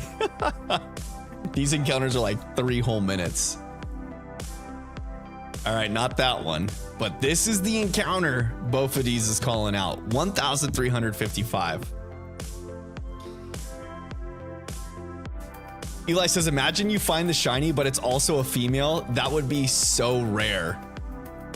Really? Is the encounter rate for Chimchar mostly male? I thought the starters are 50-50 shot, yeah? Cerebi. Let's go to Cerebi. Let's see. Chimchar. See what it says here. This is generation 8, yeah? Oh, yo, the female rate is like 10%. Holy crap. I didn't realize that. Starters are mostly male, Eli says. Yo, that's a fun fact.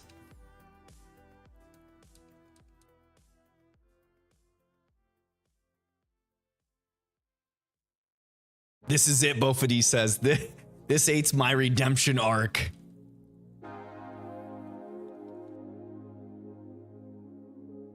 Yo, if this is it, Bofadies, when this playthrough's done, you get the Monferno or the Infernape at the end.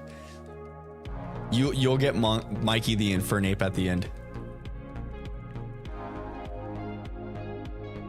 I never realized that the male to female ratio on starters was that. Is that in all games?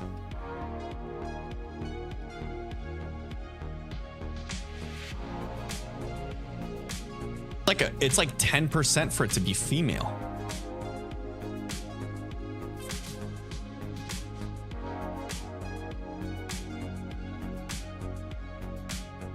Is this the one?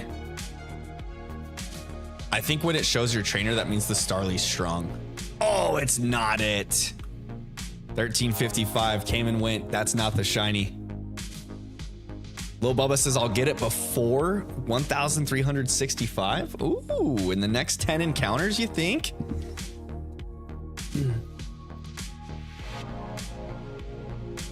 Eli says, since when was the blonde dude named Shredder? It's always been June for me. Yeah, I named him Shredder for this playthrough. Good old Barry. Good old Barry from Diamond and Pearl. I named him Shredder for this playthrough, just so that the naming theme would work. Because I'm naming all of the Pokemon after the Ninja Turtles. Since we only get 4 encounters, they're all going to be named after the Ninja Turtles. And then if we get any phases along the way, the whole idea is to like name the phases different Ninja Turtle characters, like April, Casey, I don't know, Bebop, Rocksteady, you know that whole deal. Baxter Stockman. Different characters. But what do you guys think, Fam Bam? If Game Freak were to release a game that had all of the Game Boy Advance games on it, so the Generation 3 games, Ruby, Sapphire, Emerald, Fire Red, and Leaf Green. If they released a game for Switch that was full price, like the full $60 that you pay for a Switch game, but it included all 3 or all 5 of those games, would you purchase that? Or would you pass on that? If they were just to port those over, maybe they like high def them up a little bit.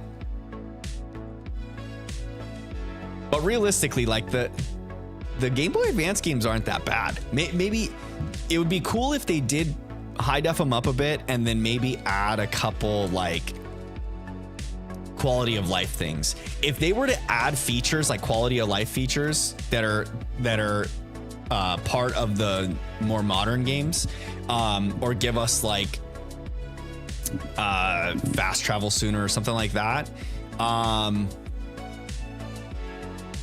I feel like I would easily pay full price. If they just ported them into Switch and they had them all on one game, I feel like a $40 mark would be way more fair. But I probably would still pay $60 and get the Switch game, and I would just get the cartridge just so I can keep it like up here with my collection of Pokemon games. Lil Bubba says Teenage Mutant Pokemon. That's correct. Should have chosen Torterra for the Ninja Turtles. Yeah, I know. I would like to. Usually I pick Turtwig as my starter, and I name him Raph every time I play Sinnoh. But not for this one. Not for this one. I usually pick grass starters. For my Pokemon playthroughs. I'm definitely a grass starter fan. Unless I'm doing some sort of playthrough challenge, I pretty much pick grass starters. Like my first playthrough of every game has been grass starter. So when I played blue, it was Bulbasaur. When I played gold, it was Chikorita. When I played fire red and leaf green, I think I played fire red. I'm trying to remember. I think I had no, I had Leaf Green and I played Bulbasaur. I had Sapphire and I picked Trico, but I only played like Ruby and Sapphire only played to like the second or third badge, maybe the third badge, before I stopped playing, before I took a long break in my Pokemon games. Then I got back into it with Sword and Shield. Definitely took Grookey. Rillaboom is my favorite grass starter final evolution. Then I got to play Sinnoh with Brilliant Diamond and Shining Pearl. That was my first playthrough of Sinnoh. I definitely picked Turtwig. The Turtwig line's my favorite grass starter line of all of the starters. Like the entire line, the Turtwig line's my favorite. Favorite final evolution, Rillaboom. But Torterra's up there. I feel like Rillaboom and Torterra are friggin' awesome. Alf says I would absolutely buy all of the ports. Just make the events available and I would pay anything. Yo, that's the other thing too, is like, yeah, they would have to make those events available, right? If it came with DLCs for the newer games, then yes, but no DLCs, maybe, Lil Bubba says. Eli says, I've been using another Nintendo account for Pokemon Scarlet so I can get a foreign Ditto for shiny hunting. I can't read French and I don't know how to change it. Oh no. It's in, there's a, can you change it? Is it in the language settings? You pick your language at the very beginning of the game though, so I don't think you can change it after that point. Once you pick your language, you're in. You're locked in. Bofody says, I can trade you a foreign Ditto on Scarlet and Violet if you want. There you go, Eli. You can get one from Bofody's. There's actually, I think Austin John Plays released something at the very beginning of Scarlet and Violet's life cycle for a Ditto trade.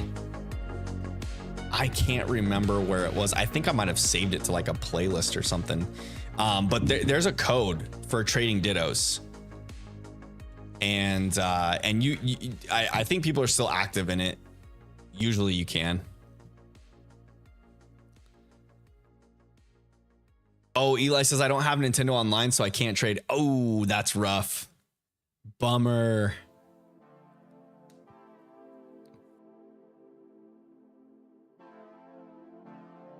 Can you?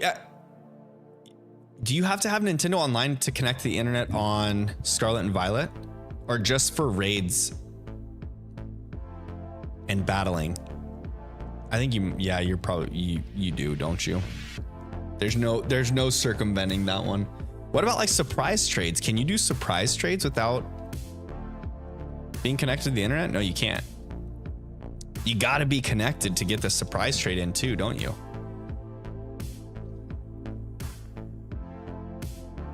Bofody says the code still works. That's how I got mine. Yes, that code, that's how I got mine. I think I have a Japanese Ditto. That code's perfect. Bubba says I failed the test to fight the Elite Four 3 times. Yo, gosh. Eli says, what's the code? I don't remember what it is. If you go, just search on YouTube, foreign Ditto code Scarlet and Violet. It should bring up Austin John's video, and he always does like all those nice spreadsheets that like lay everything out in a very orderly fashion. He's got it all organized and neat.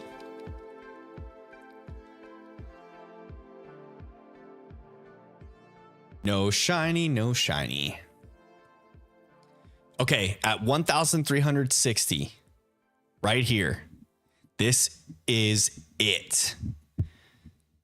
Probably not, but after this one, I'm gonna go use the restroom because my eyeballs are floating out of their sockets.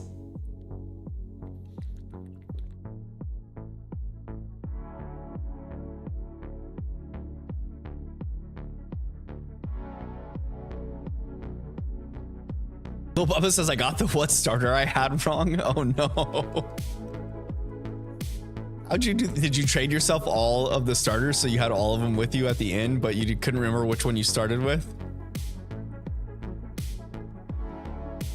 Bofody says, I'm not sure about the number or the code. Search up how to get one and it will come up. Yeah, if you search foreign ditto code Scarlet and Violet on YouTube, it should bring up Austin John Plays video, and he goes through a whole explanation. I have confidence in 1360. Bofody says, yo, let's hope. Let's hope. Cross them fingers, buckle up. It's gonna be a bumpy ride.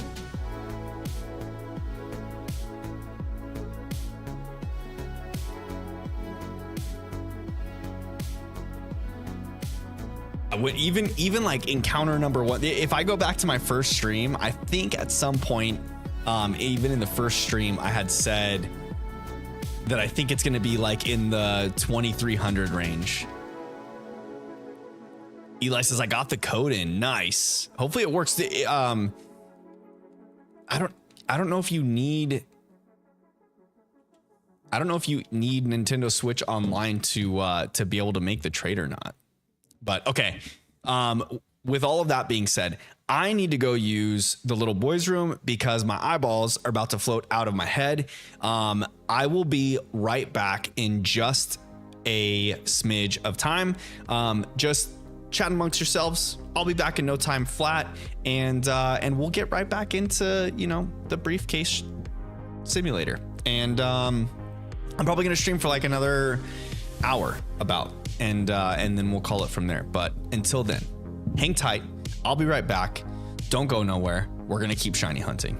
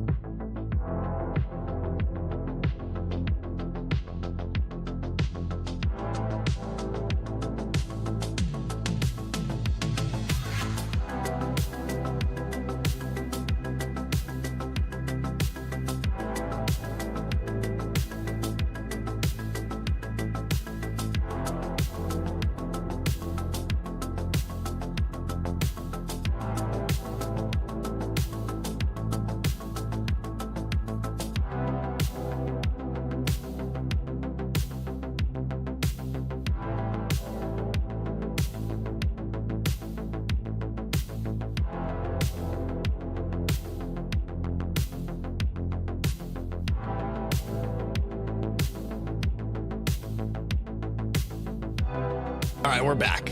We are back. I feel much, much better. I can actually focus now. I don't know about you guys, but like when I have to go, my ability to focus just becomes like non-existent, to be honest. But we're back. ready to go. It took me a little bit because I had to go stop into the room, give Gina a little kiss on the forehead, let her know I loved her. You know, all the good schmoozy things that you do as a good person and spouse and friend.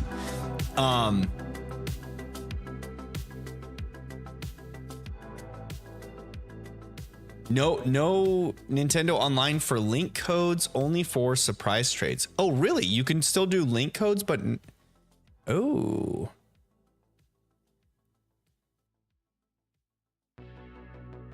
Cat is currently laying on my brother's tennis bag. Cats love to just lay on random stuff. Or like boxes. Cats love boxes. I don't understand it. Like cardboard boxes, they just love them. They just love them. But yeah, so I feel much better now. I'm ready to keep going. We're gonna keep plugging away. I don't know. I kind of like to always end on like a good round number, but I also don't want to go too crazy, you know? I think we can get like another 30 encounters in before I end stream. So I think I can get to like 1385 or 1390. I know I want to get to at least 1386 tonight because of the turtle's guess. So yeah, we'll at least get to 1386. But I think I can make the push to 1390 before getting too late and needing to end stream. Bofady says, if the code doesn't work, I can go on Violet and we can set up a private code. Yo, there you go. You love to see the fam bam working together. No shiny there.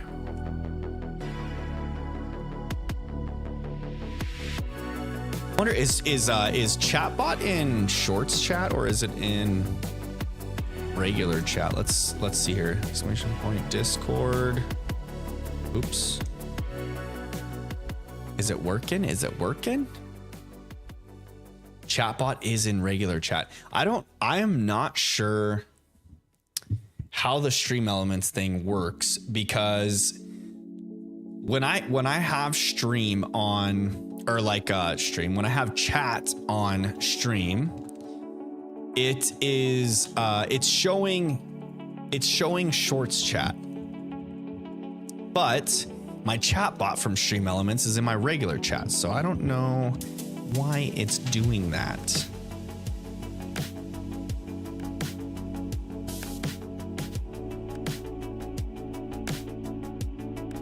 The turtle says, I've got to go, but I hope you get it on 1386. Yo, the turtle. If I do, I will ping you in the Discord. I'll let you know. Guys, if you haven't already, I haven't actually brought it up at all tonight, but please drop a like on the stream. It does help push the video out to the YouTube algorithm, you know, encouraging others to come and join the stream, hang out with us as we shiny hunt and do these goofy little playthroughs of Pokemon games along the way. It's free for you. It's cool for me. As I sit here and stream.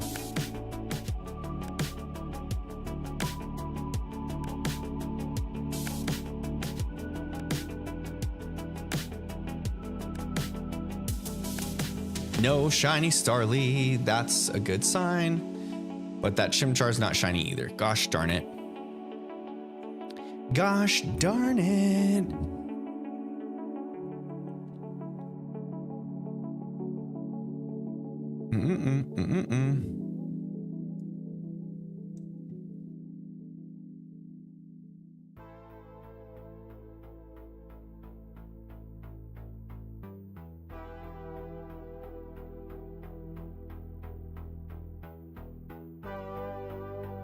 Crazy how many more eyeballs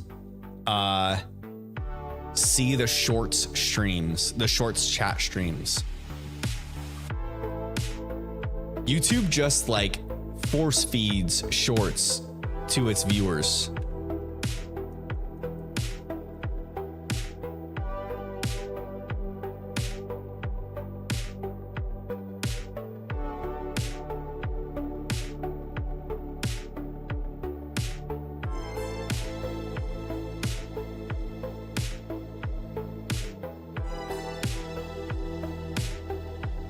I think you just have to make sure that you're connected to the internet before you can put in the link code and trade.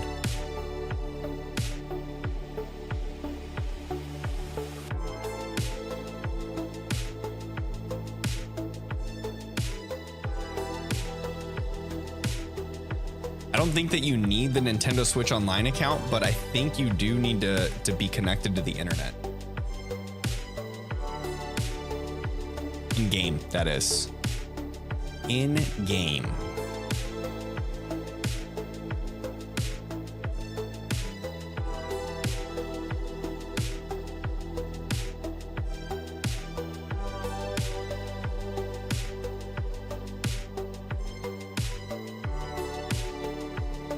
Come on, shiny Chimchar. Not that one.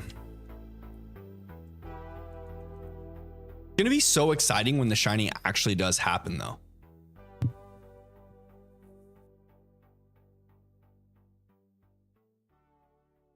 Because after going through these encounters, these soft resets, it's gonna be super fun when it just lands on a shiny one.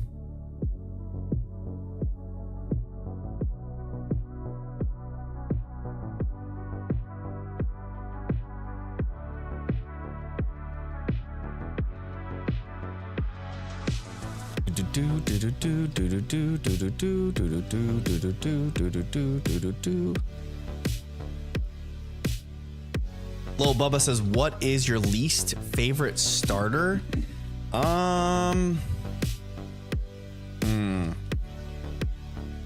Least favorite starter.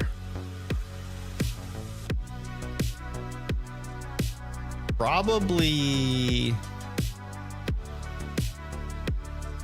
I'm not a very big fan of most like the water starters, if I'm being honest. Probably Poplio, I'd say.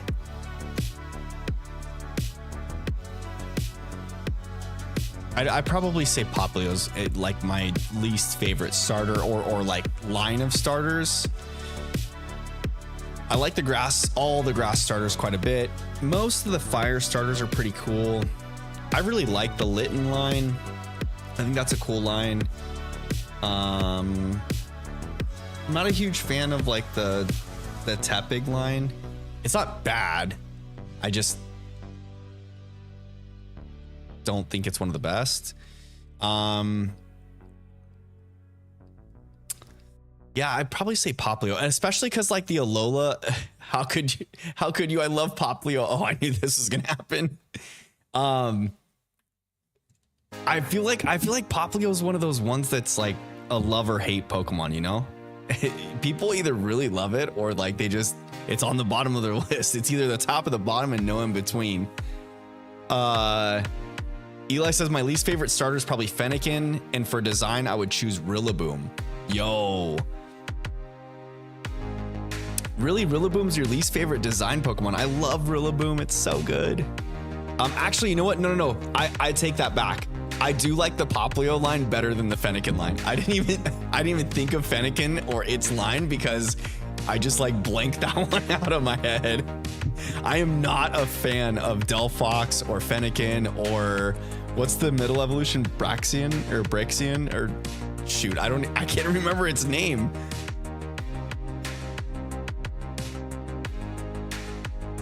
Lil Bubba says my favorite is Froakie, and my least is Sobble. Oh, Sobble. Yeah, Sobble's pretty down there on my list as well, though. I don't know if. Actually, you know what? I probably would put Sobble below Poplio's line too. Now that I'm thinking about it, you bring up a good point there, Eli. You listen. Poplio's moving up on the list as we go through them. Yeah, Sobble's pretty low on my list. I prefer Primarina rather than Brionne or Poplio. Okay. The only decent middle stage starters are Bayleaf and Ivysaur. Yo, I love Ivysaur as a middle stage starter, but Grottle's probably my favorite middle stage starter. I just love his design so much. He's such a cool looking turtle. He reminds me, Grotto reminds me of the Stegosaurus from The Land Before Time.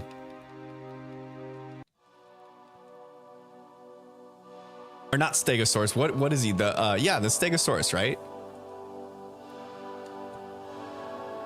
I think that's the name of the dinosaur. Eli says, I have a lot of nostalgia with Alola.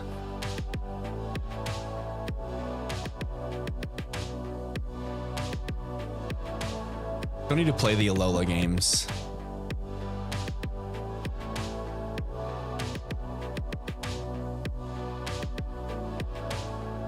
That's one thing I'd like to do is like maybe even once I complete this playthrough, I might do like just like a chronological set of streams going through the games that I have not played. Starting with Sapphire. I think going back and playing Sapphire, or completing Sapphire, I should say. I played like the first few badges. But by the time Ruby and Sapphire came out, I think I was in high school. Ruby and Sapphire came out in what, 2004? I'm pretty sure I was like a sophomore in high school when that came out. And so I kind of like, that's about the time that I fell off of Pokemon. And then when I was in college, I like dabbled a little bit back into it, but just like replaying Fire Red and Leaf Green. I didn't like venture into, I think at the time X and Y was out when I was in early years of college.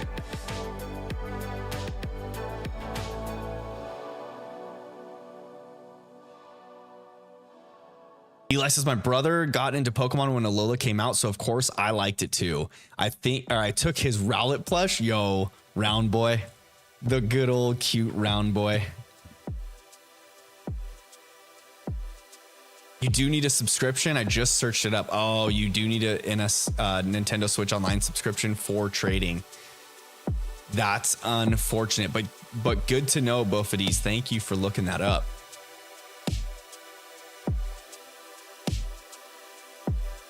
Lil Bubba says Sobble deserves to cry. I don't know if any Pokemon deserves to cry, but the poor little Sobble does cry a lot. I'm sorry, I would have liked to help, but Nintendo is greedy. That's a fact, Jack. They got their Switch Online subscriptions heavy in charge. It is kind of funny, right? That you can't like do any sort of online playability with any Switch game unless you have a Switch Online account.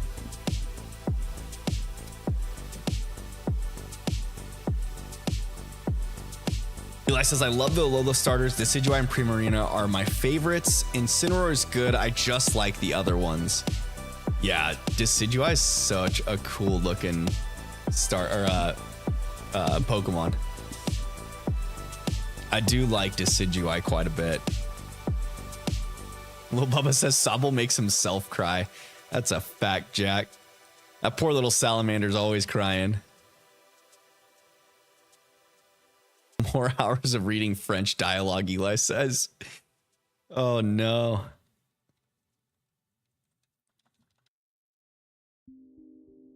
I feel like because of studying Italian in college, I could probably start an Italian playthrough and get through it and have like an Italian speaking Ditto to do that for myself. But I don't know if I would do that.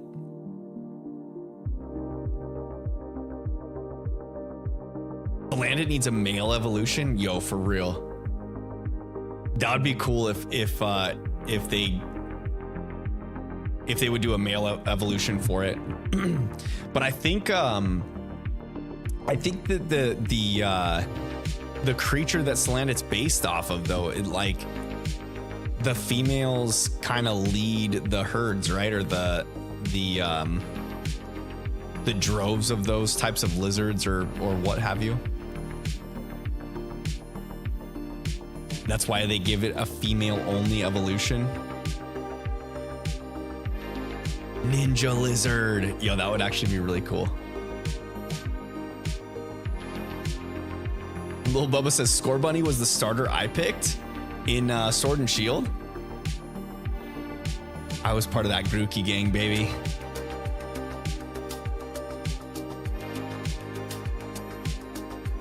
Bofity says it's kind of dumb that you need a foreign Ditto. They should have made it a shiny Ditto or something. It would have made more sense. That's what it used to be in Generation 2. Any shiny Pokemon that breeds with another Pokemon increases the shiny chance. But that was all because of stats, I think, back then. Because the shiny... the way that they randomized shininess was like based off of stats. And if you had a shiny Pokemon, then it's more likely that the parent Pokemon could send those stats down to the baby Pokemon that would hatch from the egg.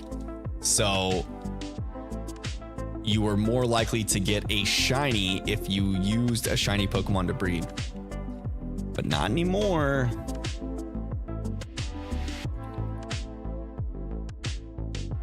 I think the Masuda method came out with Gen 4, right? When internet connectivity became a thing, so that they can kind of promote like the online trading, the GTS, I think it's called.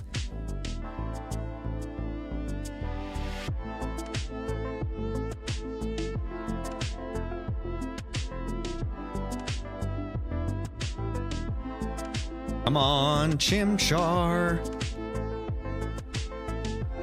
Lord Pancake, welcome to the stream.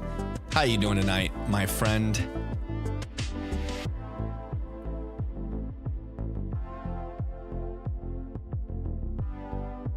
Is that just Pylord with another name change from falling asleep in crispy streams?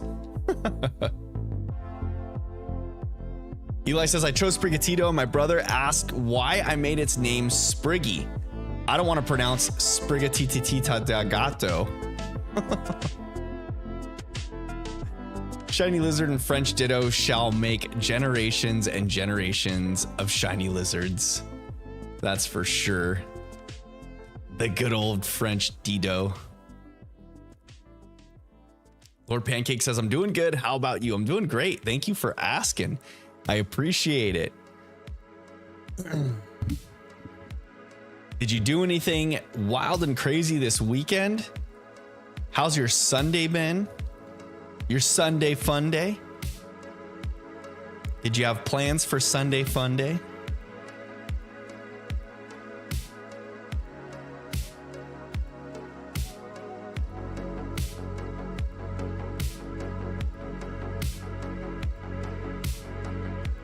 Brigadito. Lil Bubba says Grookey was my second starter. Ooh. That's a good pick there, Lil Bubba. I'm definitely part of the Grookey gang. I love me a good little Grookey, but Thwacky's kind of garbage, to be honest. He's the sole reason why the Grookey line is not my favorite grass starter line.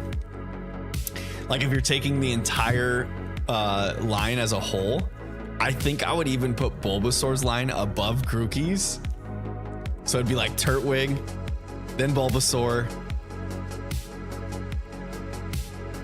then Grookey.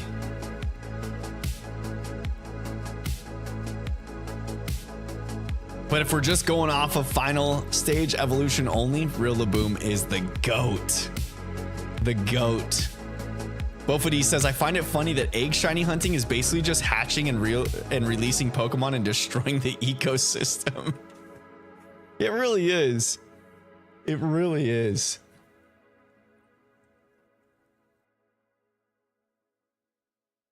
Lil Bubba says, I traded him from Scarlet, so I had both. Wait, you traded Grookey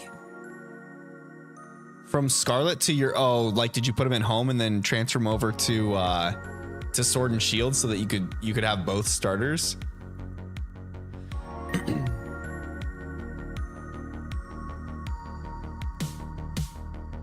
Meowscarada should have been a big warrior quadrupel cat. Oh, you don't like that that Meowscarada is bipedal?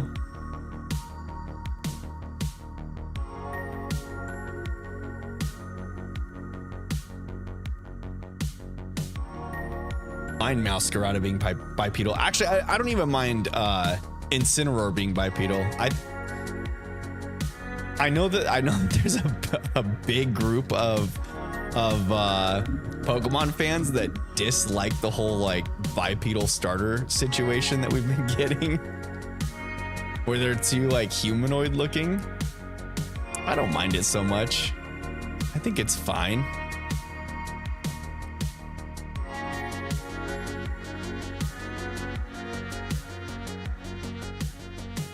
Personally think Meowscarada is the best starter in Scarlet and Violet. I agree. By far.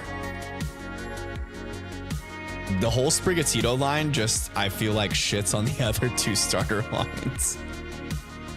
And that's not just the grass bias coming out. I'm not a fan. Like, Fuecoco's cute, but like, Crocolore's kind of funny. Skeledirge, I don't care for Skeledirge that much, to be honest. I don't know if it's just like I'm not a Gator fan, you know? Like Feraligatr was never like super up there for me either. I don't know. And then the Quaxley line, you got Quaxley, what the heck's Quaxwell and Quaquaval. I like the idea of like what they were trying to get out of the Quaxley line and like making them the dancers, you know, like but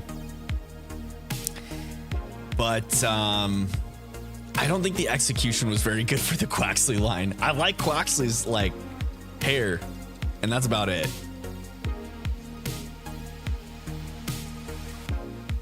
Eli says Meowscarada is very good. The flower trick move is super powerful. Yes, it is. The guaranteed crit is just insane, right? It's unmatched. Lil Bubba says I love the Fuecoco line, and Ralph agrees. Loving Skeledirge. The shiny Skeledirge with it pink is really good. I like the color swap for the shiny Skeledirge. I still don't like the design of Skeledirge. Eli says, surprisingly, as a Gator and Reptile fan, I don't like Skeledirge. Ooh. Bofody says the water starter is basically just the ugly duckling if it stayed ugly. Oh, poor Quaxley. But so true. Poor Quaxley, but so true. It really did get the short end of the stick, huh, of the starters for this gen. Lil Bubba says the disrespect for Skeledirge. It's not that I disrespect it. I'm not a huge fan of that design. I think Fuecoco's cute, but like, I don't know. It's my opinion. I don't think that everyone has to agree with my opinion, although my opinion is right. No. But yeah, I don't know. It's not, I just don't find it interesting. And I can't even put my finger on it exactly. What I don't like about that Pokemon, it has nothing to do with it being like more animal like either. I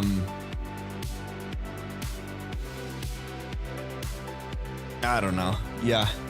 It's just something about it. I don't care for it. I don't know if it's like, I feel like its head is too small for the rest of its body with like the skull cap it's got on and whatnot. I don't know. Eli says he looks like a clown with the face painting. Ralph says I like the Gen 9 starters more than Gen 8. Yo, that's a pretty bold statement, Ralph. I can't agree with that. I don't agree with the Gen 9 starters better than Gen 8. I really like the Gen 8 starters. The Sabo line kind of sucks. But I feel like the Grookey line and Score Bunny line make up for how weak the Sabo line is. But yeah, Skeledirge and Quaxley are pretty freaking bad. There you go. There's two more that I like less than Popplio's line, Eli. Skeledirge and Quaxley lines. The Fuecoco and Quaxley lines. I like them less than Popplio. And Brion and Primarina. Bofity says, I like Skeledirge too, but Meowscarada is just stronger and cooler in my opinion. Heck yes. 1100% agree. Eli says, imagine Totodile, Fuecoco, Gibble, and Sandile just have a Chomper Club meeting where they just chomp. I saw someone post on, I think it was a post on Twitter today. They are certified chompers. They had Fuecoco, Totodile, Gibble, Sandile, something else. What else did they have? And then Choodle was the last one. And it was like, I bite too, I bite also, and then it was like Choodle was the end and it just said I chew. It was actually pretty good. I'm trying to think of who the fifth Pokemon was. I don't think I took a picture of it or anything though. Gosh darn it. I wonder if I can find it. I definitely didn't save it. It's lost to the internet void. It's lost to the internet void forever. All right, 1371. We're moving. We're moving and shaking, fam bam. We got to get to 1386 at least. 1390 is what we're shooting for. 1390 would be what, 80 encounters on the evening? I think that's good. I think 80 encounters on the evening is good.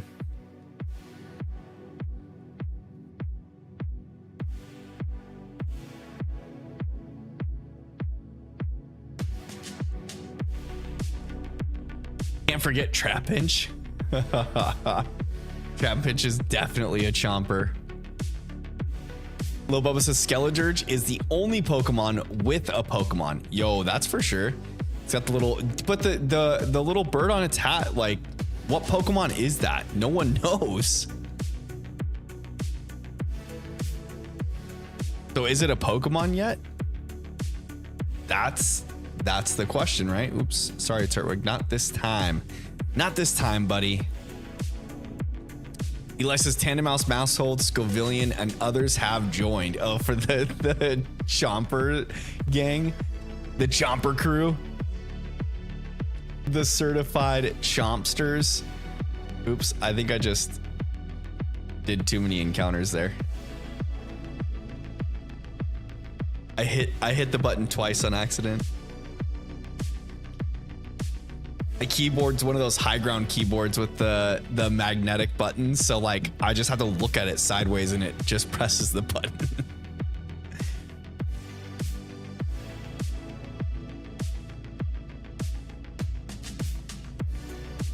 Eli says maybe the bird on its head is actually G-Max Cinderace ball. They look similar. Lil Bubba says it's a dead Starly. Really? Is that canon? It's supposed to be a dead Starly? No. Skeledirge.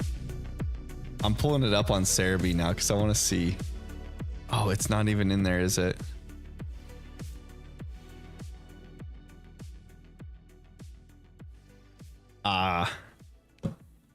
Is it really supposed to be a dead Starly? Is Skeledirge's bird a dead Starly?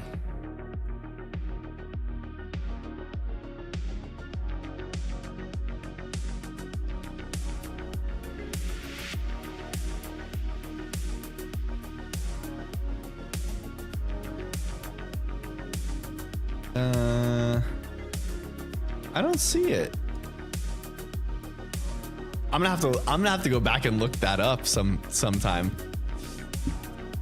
Oh, Lil Bub says no, it's not. Ralph says there's a bird. LOL. You never even notice when he sings into the microphone. It's got like a little bird. And then Crocolor's hat is kind of like a nest on top of his head with eggs in it. Eli says, hear me out. I have a point. They both have no mouth and big blank white eyes. Wait, the Starly and Skeledirge do? They look like birds. Lil Bubba says it'd be sad if it was a dead Starly. Aww. Bofity says my favorite starter of all time is Froakie. It's a pretty good starter choice. I feel like Froakie in the X and Y days was just unmatched by far. No one wanted anything else but Froakie. Bow, bow, bow.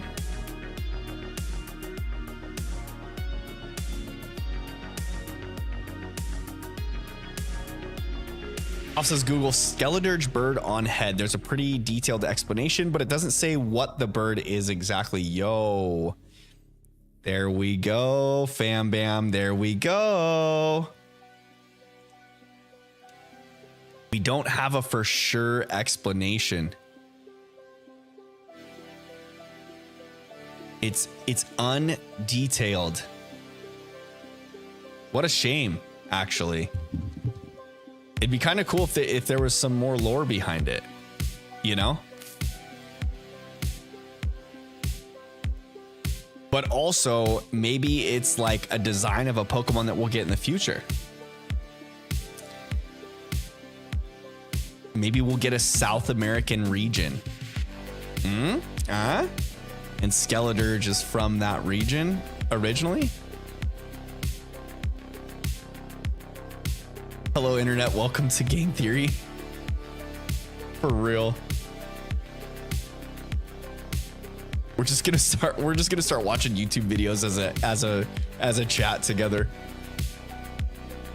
about all of the different Pokemon theories. It says the bird is the reason it became a ghost type.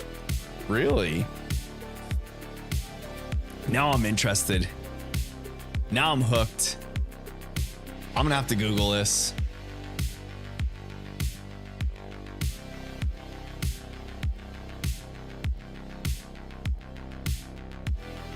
I'm getting kind of sleepy, fam bam. Oops. Chimchar, yes, that's the one we want.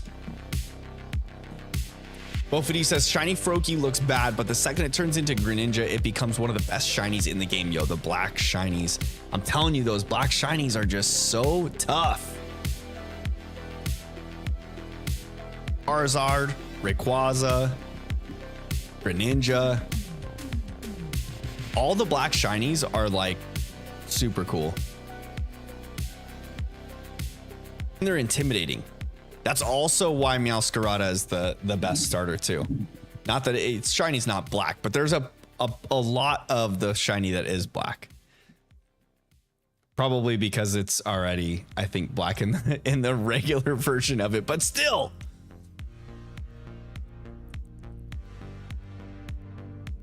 Eli says, I'm thirsty. Get some Wawa.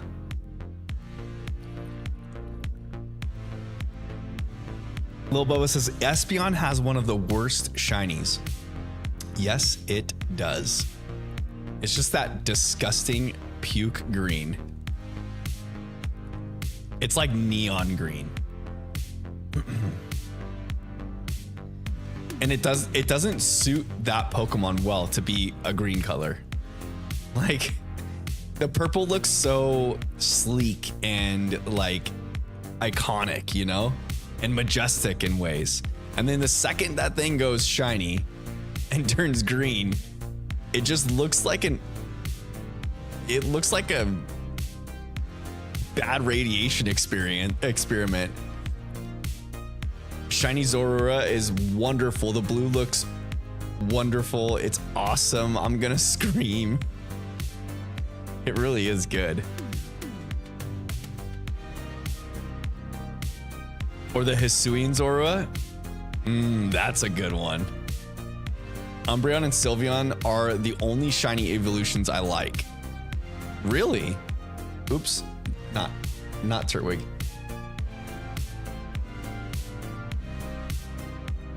Flareon's shiny sucks. It's like barely a tinge different. I like Vaporeon though. The purple. It looks all regal. Oops. Not shiny. I'll be right back. I'm getting Gatorade at midnight. Oh no. Dragonite has an okay shiny. I don't like Dragonite's shiny either. I think it just, I don't know. I don't think it's a green shiny thing. It's just some Pokemon don't look good green. And Dragonite's one of them.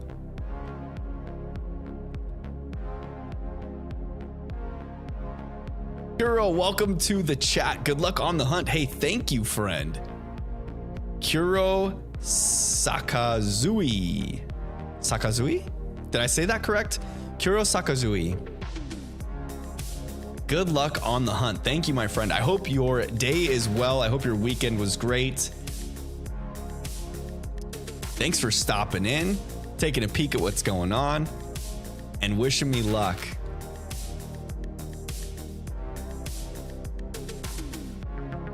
Bofudi says Dragonite's shiny is poop green. It really is not a good color for it. It's not the green shiny thing that I dislike. It's gotta be, I think it's just the fact that I don't like green on those shinies. Yeah, pretty much. Okay, so I didn't completely butcher the name. Is it okay if I just say Kuro? Did I say that properly?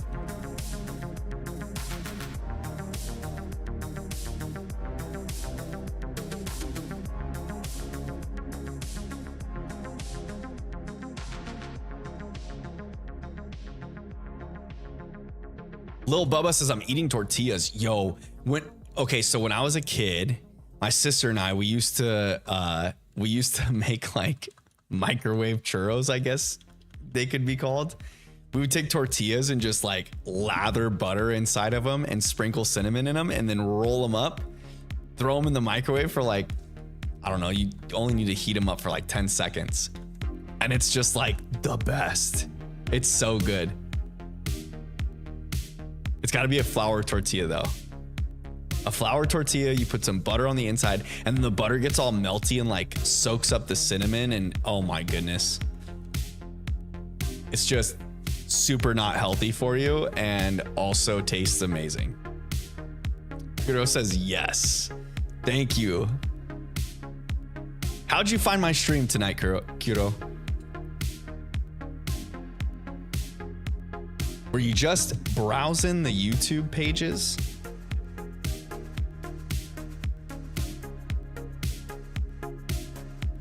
Bofa D says it's kind of like a crepe. Yes, it is like a crepe.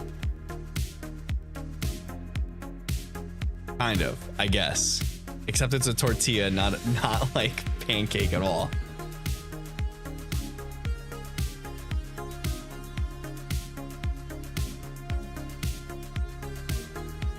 Come on, game, load up. Holy poopsicle.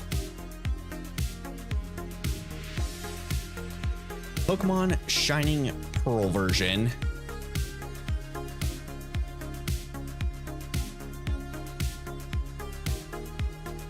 Hito says, I'm checking out the shiny hunting community since I'm new to streaming. Yo, welcome.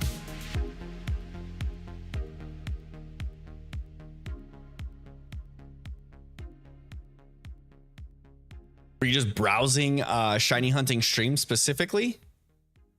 And if so, why did you, if you were browsing shiny hunting streams, why did you pick my stream? I'm always interested to know how you found the stream, what brought you here, what worked and what didn't work that I did. Todd the Chaos, welcome back. How we doing? How was your weekend? How's your Sunday been? I hope you're having a great day. Eli says, all right, OT has been acquired. Nice. Very nice. I think you meant it has been acquired, as in the Gatorade.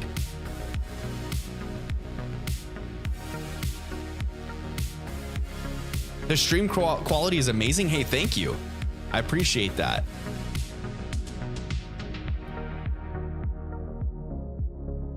I spent quite a bit of time to set up the layout, the scene changes, all of that good stuff. So that makes me happy to hear that you appreciate the stream quality. Todd the Chaos says, I'm good. That's good to hear, friend. That is really good to hear, friend. Ralph says that my energy and conversation are fire. Yo, thanks, man. I appreciate that compliment. Bofity says, the reason I'm here is because of my chimchar hunt. It just was someone to talk to and share the pain while I do it. Yo, I'm here for you. I'm here for you. And I hope that you find your chimchar soon, man. What's your count at now, Boffities?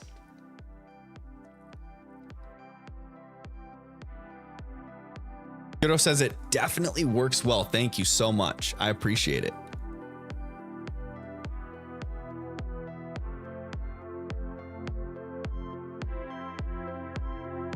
Lil Bubba says I had fajitas, so I'm eating leftover tortillas. Yo, fajitas are so good.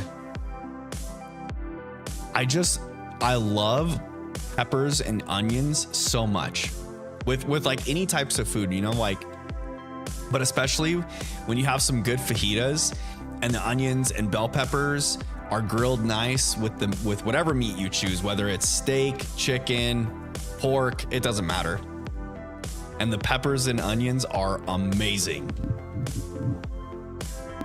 Bofity says I'm about 2,864 encounters in. Yo, brutal. That is brutal.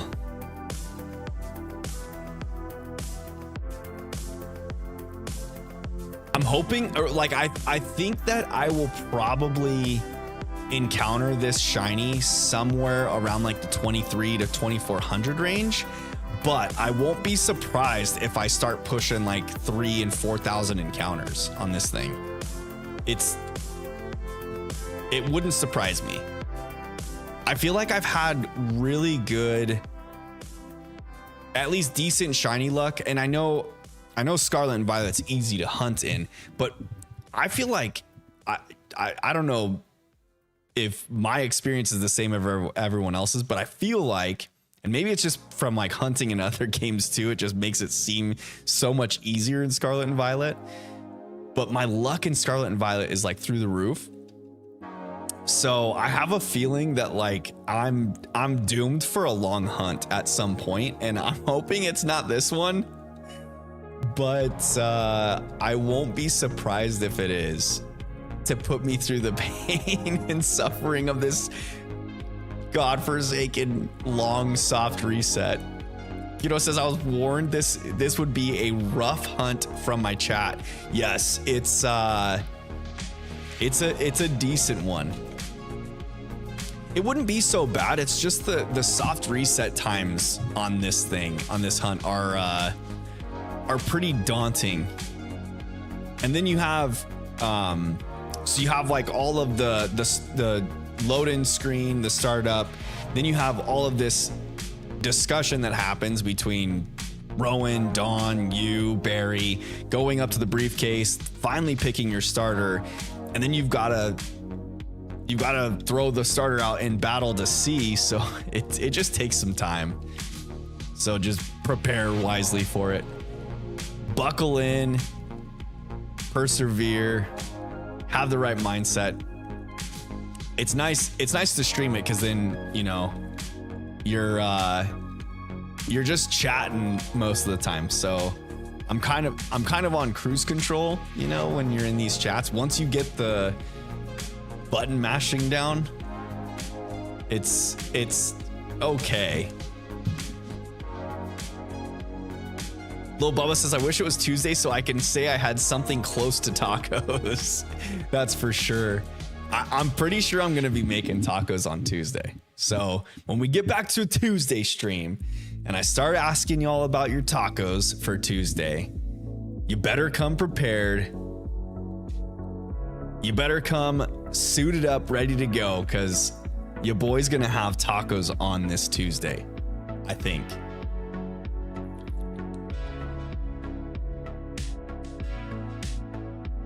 Ofody says I would probably be done by now if the cutscene wasn't so long. Yeah, that's for sure.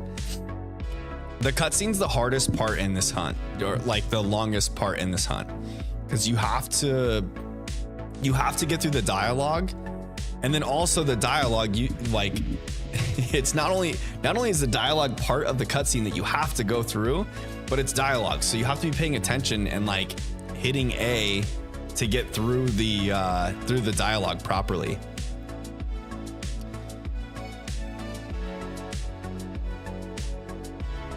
It says I got too lucky on Briefcase Simulator, but Ice Cube and Scarlet and Violet took 13 sandwiches. Holy crap. I don't think I've ever had a situation in Scarlet and Violet where I've had more than like two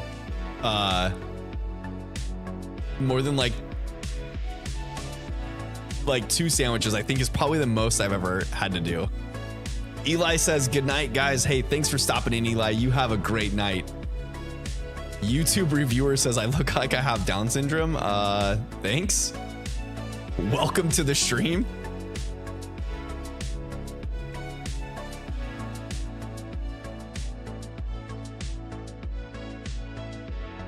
Lil Bubba says, I should have been asleep about 20 minutes ago. Yo, same here. Your boy's getting tired. But I'm determined to make it to 1390.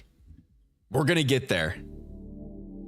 It's the final countdown. It's the final stretch, y'all. It's the final countdown.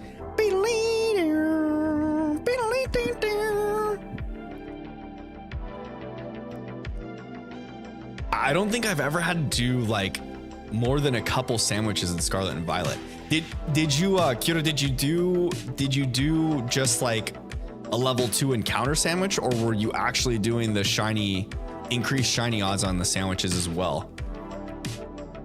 Kira says I went from 119 on Piplup to 13 sandwiches in Scarlet and Violet. 6.5 hour shiny hunt in Scarlet and Violet would be brutal. I'm trying to think. I think my Snivy hunt was probably the longest hunt. And I might have had to make 4 sandwiches in that one to get the first. And I think I think I did 2 Snivies. It was level 3 and you had the shiny charm. Yo, my goodness. Sometimes it just doesn't fall your way, but hey, at least you had the Piplup in 119 encounters. That's good. That's super nice. Ralph's dropping the sparkles in the chat. Thank you, Ralph, for the sparkles. You love to see it.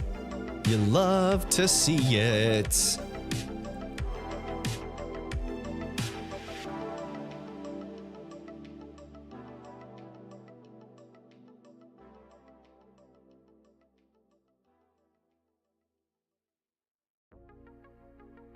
Yeah, level 3 sandwich and the charm, and it's still taking that long. That would be not so fun. Not so fun. Lil Bubba says, over the weekend, I messed up my school sleep schedule. Ooh, not good. Definitely not good. That's the worst to get reset back.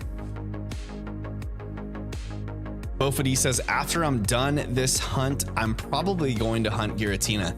That will be a fun one to hunt.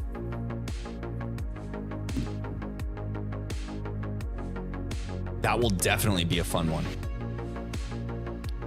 Are you going to hunt it in BDSP? Bugs Pokemon 31, good afternoon. Good luck on your shiny hunt. Hey, thank you so much. Welcome to the stream as well, Bugs Pokemon 31. Thanks for stopping in. I appreciate you stopping by and the good lucks as well. How was your weekend? How was your Sunday? What'd you do this wonderful weekend, Bugs Pokemon?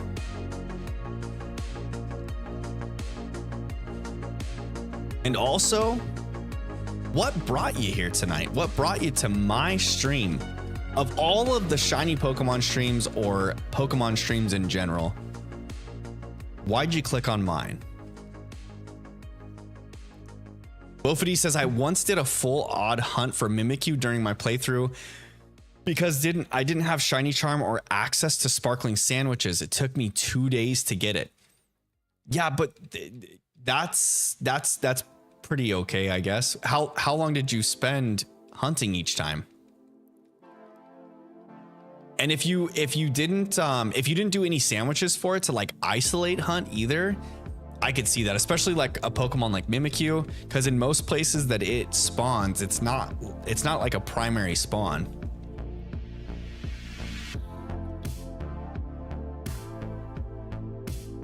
But he says, I'm gonna hunt it in Brilliant Diamond. Nice. So you're gonna play through the game after you get Chimchar, get to the end, and then on the static hunt for Giratina, shiny hunt it. Very nice. You'll love to see it. That is a cool thing about BDSP as well, because all of the legendaries you can shiny hunt in this game, and then transfer them over to home, put them in your games, whatever you want to do. It's just you're limited up to Gen 4 legendaries. But that's still a good chunk of Pokemon. It's like, what is it, like probably close to 30 legendaries, I bet.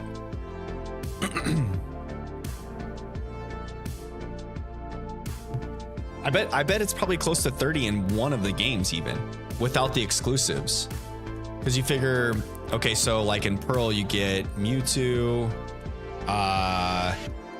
the birds, right? So that's 3 more.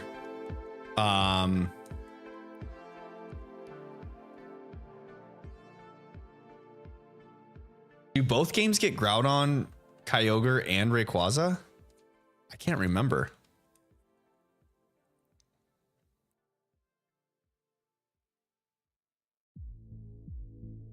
And then you have all the Reggies. You have Latios. Yeah, that's a good chunk of legendaries.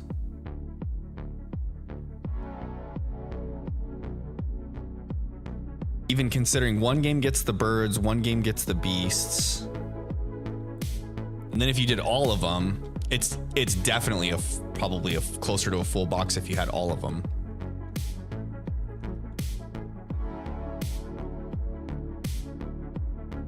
Gosh dang it, my eye is itchy. Oops.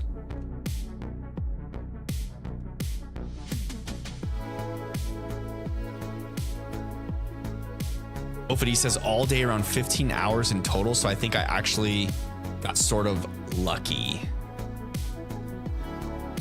Yeah, especially if you're shiny hunting it with no isolation hunt.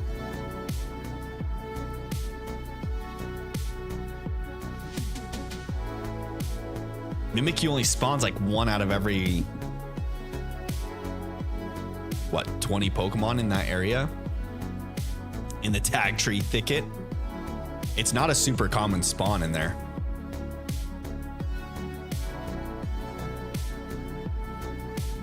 Not super common at all.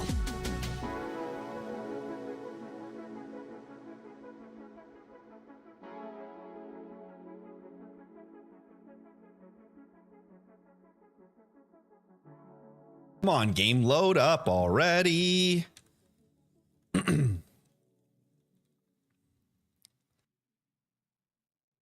right, I've got just a few more encounters to go, so we're gonna get to 1390 tonight.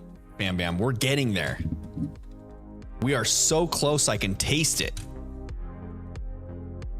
Unless we get the shiny on 1386. Ertl did guess it on 1386, so if we get it there, that would be pretty epic.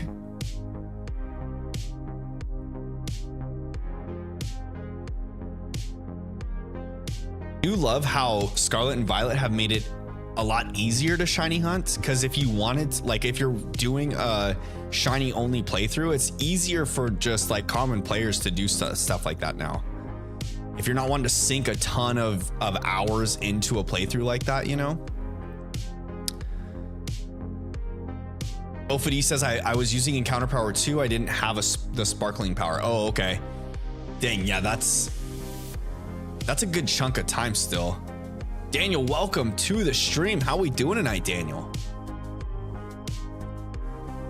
Hope your weekend was great. I hope your Sunday was awesome. What have you been shiny hunting, Daniel? What's on your target list? Lil Bubba says, I'm so sleepy, but I can't sleep. I feel your pain there. I know that problem. When your mind's just buzzing, you can't relax, you can't sit still. Just going after it. Says the weekend was good and you're hunting Buzzwole. Nice. Are you doing that in Dynamax Adventures? Yes, you are. I see it in DAs. Very good. How many encounters in are you on that Buzzwole so far, Daniel?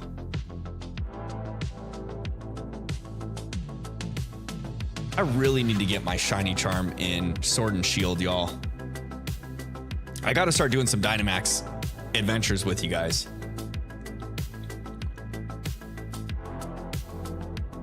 Dynamax Adventures with the Fam Bam, shiny hunting legendaries. I mean, does it get any better than that?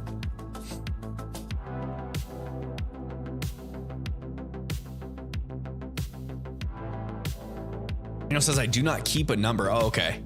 That's all right.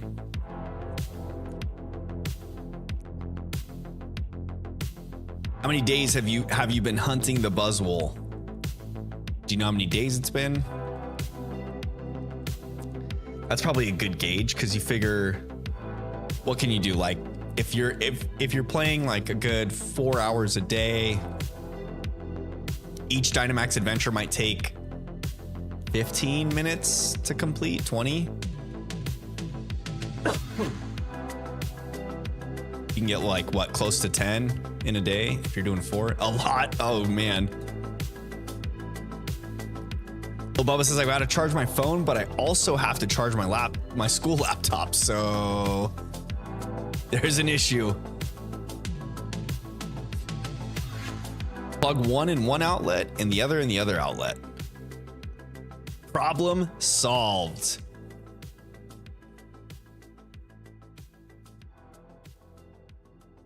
$13.86. This will be the encounter Turtle was guessing. Oh my goodness.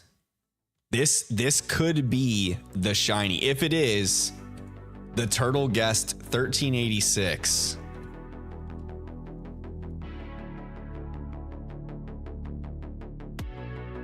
Let's see what we get, Fam Bam. This is the moment of truth.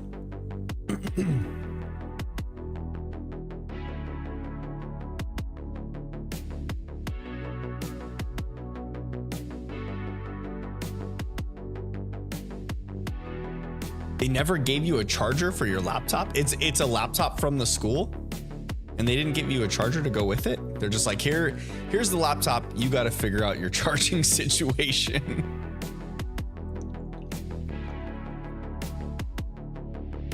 That's kind of annoying. Does it just take like a general USB-C charger? I guess if it just charges off like a regular charger, then meh.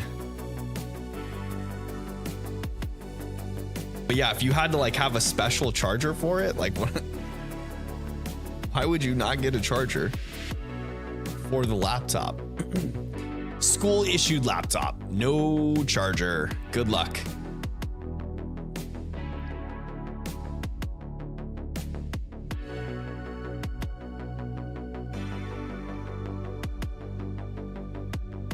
It ran out because you got yours in last period. Oh no. That's unfortunate. Oh, darn it. Not 1386. Sorry, Turtle. It wasn't meant to be. It was not meant to be. All right, we got 4 more encounters, and then I'll do a proper goodbye for you all. I hope you guys have been having a good evening with me. I know that sometimes the briefcase simulators can get a little repetitive, but I've had a good time hanging out with y'all tonight. It's been super fun. Lil Bubba says I have no chargers for it right now, but my phone charger. So your phone charger works on the laptop. It must be a USB-C port.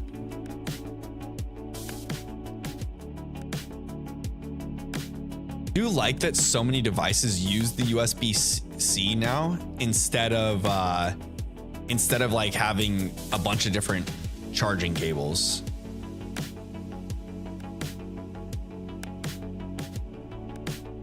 It's nice to be able to charge like so many different devices off of one cable.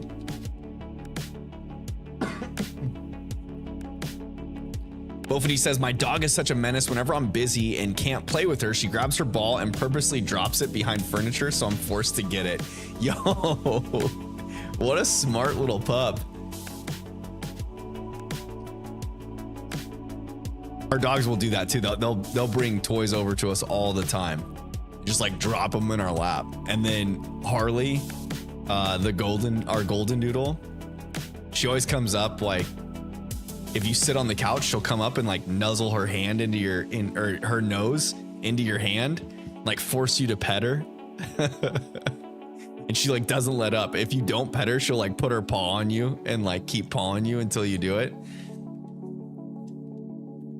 Little turkeys.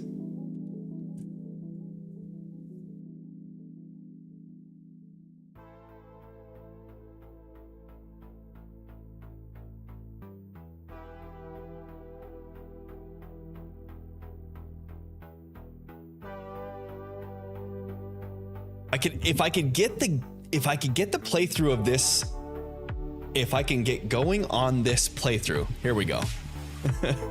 Use your words, Casey. Use your words. If I can get this playthrough going, it'd be fun to complete this one and then start on, it would be fun to go back and start some of the Pokemon games I've missed. Finish Sapphire. I think I would do that first. Just original Sapphire would be fun to play. I have Omega Ruby and Alpha Sapphire, but I'd like to go back and do original Sapphire first. Then maybe test the waters with some other ones too. Because I've got Soul Silver. I never played the remakes of Johto, and I really want to.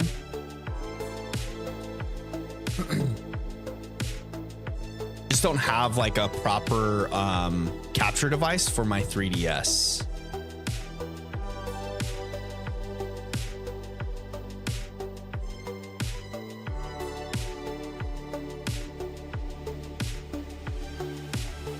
I'd have to set up like a camera stream or something like that, which could be done. We could do it. That or send my 3DS off. I finally got the right 3DS to be able to get the capture device installed in it. I would just have to send it off and do the whole process. Get it back. It'd be pretty cool though, because then I could do. I've got original Pearl version. I've got Soul Silver. I've got what?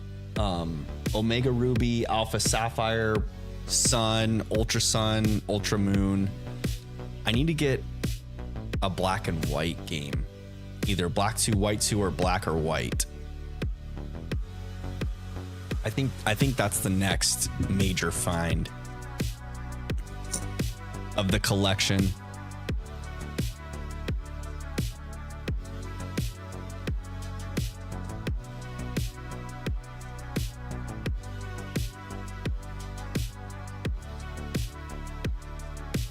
Lil Bubba says my dog likes to play Go Fetch but doesn't give you the ball back. Does he at least bring the ball over to your area and then wants you to like rip it from their mouth? I feel like dogs think that that's part of the game. Like they go get the item and bring it back to you just to play tug of war with you, just so that you could throw it again and then they'll bring it back and do tug of war again. I think that's part of the plan, or part of their mindset, what they think has to happen. They think that's part of the game. No shiny Chimchar. All right, y'all. We're going into the final encounter of the evening. This one here will be the last one. 1390. Do we get the shiny tonight? Get some sparkles in the chat. Let's go, fam bam. Come on now. Show me you're still awake. Show me you're still alive. If you guys haven't already, please consider dropping a like on the stream. It does help push the video into the YouTube algorithm, encouraging others to come and join us for these wonderful playthroughs and shiny hunts that we do.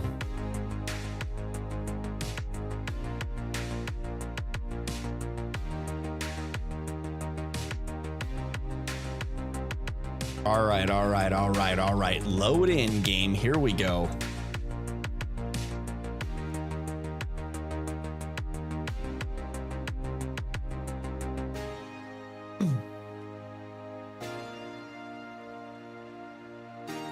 Final encounter of the evening, guys. Let's see it. Please be shiny, please be shiny, please be shiny, please be shiny, please be shiny, please be shiny, please be shiny. Lil Bubba says I'm on the verge of sleep. Me too. I'm right there with you. I'm ready to go lay my head on the pillow and just conk. But I feel like I finished my script for my first video. I feel like I've got a good script put together. I want to get it recorded and then edited and put out this week. So I'm kind of pushing it last minute, but it is what it is. I'm gonna try and get it out there. I think it'll be a fun little YouTube video that just kind of like introduces who I am, kind of thing like that. No shiny, no chance. Gosh dang it. 1,390 encounters in, guys. We're 1,390 encounters in. Still no shiny Chimchar yet. Still no Mikey, but we will be back. We will be back at it. Guys, thank you so much for hanging out with me tonight. I appreciate each and every one of you more than you know. I hope you guys had a good evening hanging out with me. Enjoyed the time spent. Both of these, I hope you get that shiny Chimchar soon. Thanks for sticking it out through going through the pain and suffering that is the briefcase simulator with me. And until the next stream, guys, I'll be back on Tuesday, same time, same place, 6:30 p.m. PST. I'm not sure if, you know what, I'm probably just going to be back into this briefcase simulator. I think I need to get this monkey. I need to get this thing captured and moving underway, get this gameplay going. You know what I mean? So with that being said, I'll see you guys on Tuesday for some more briefcase simulator. Don't forget, Tuesday is Taco Tuesday, guys. So make sure to get your tacos ready, because your boy's gonna be having tacos. I'm gonna have some tacos. They're gonna be so delicious, and I cannot wait. So until the next time, y'all, I hope you all have a great evening. I appreciate you. Enjoy the evening. Enjoy your week. I'll see you on Tuesday, and we will get after it. Have a good night, y'all.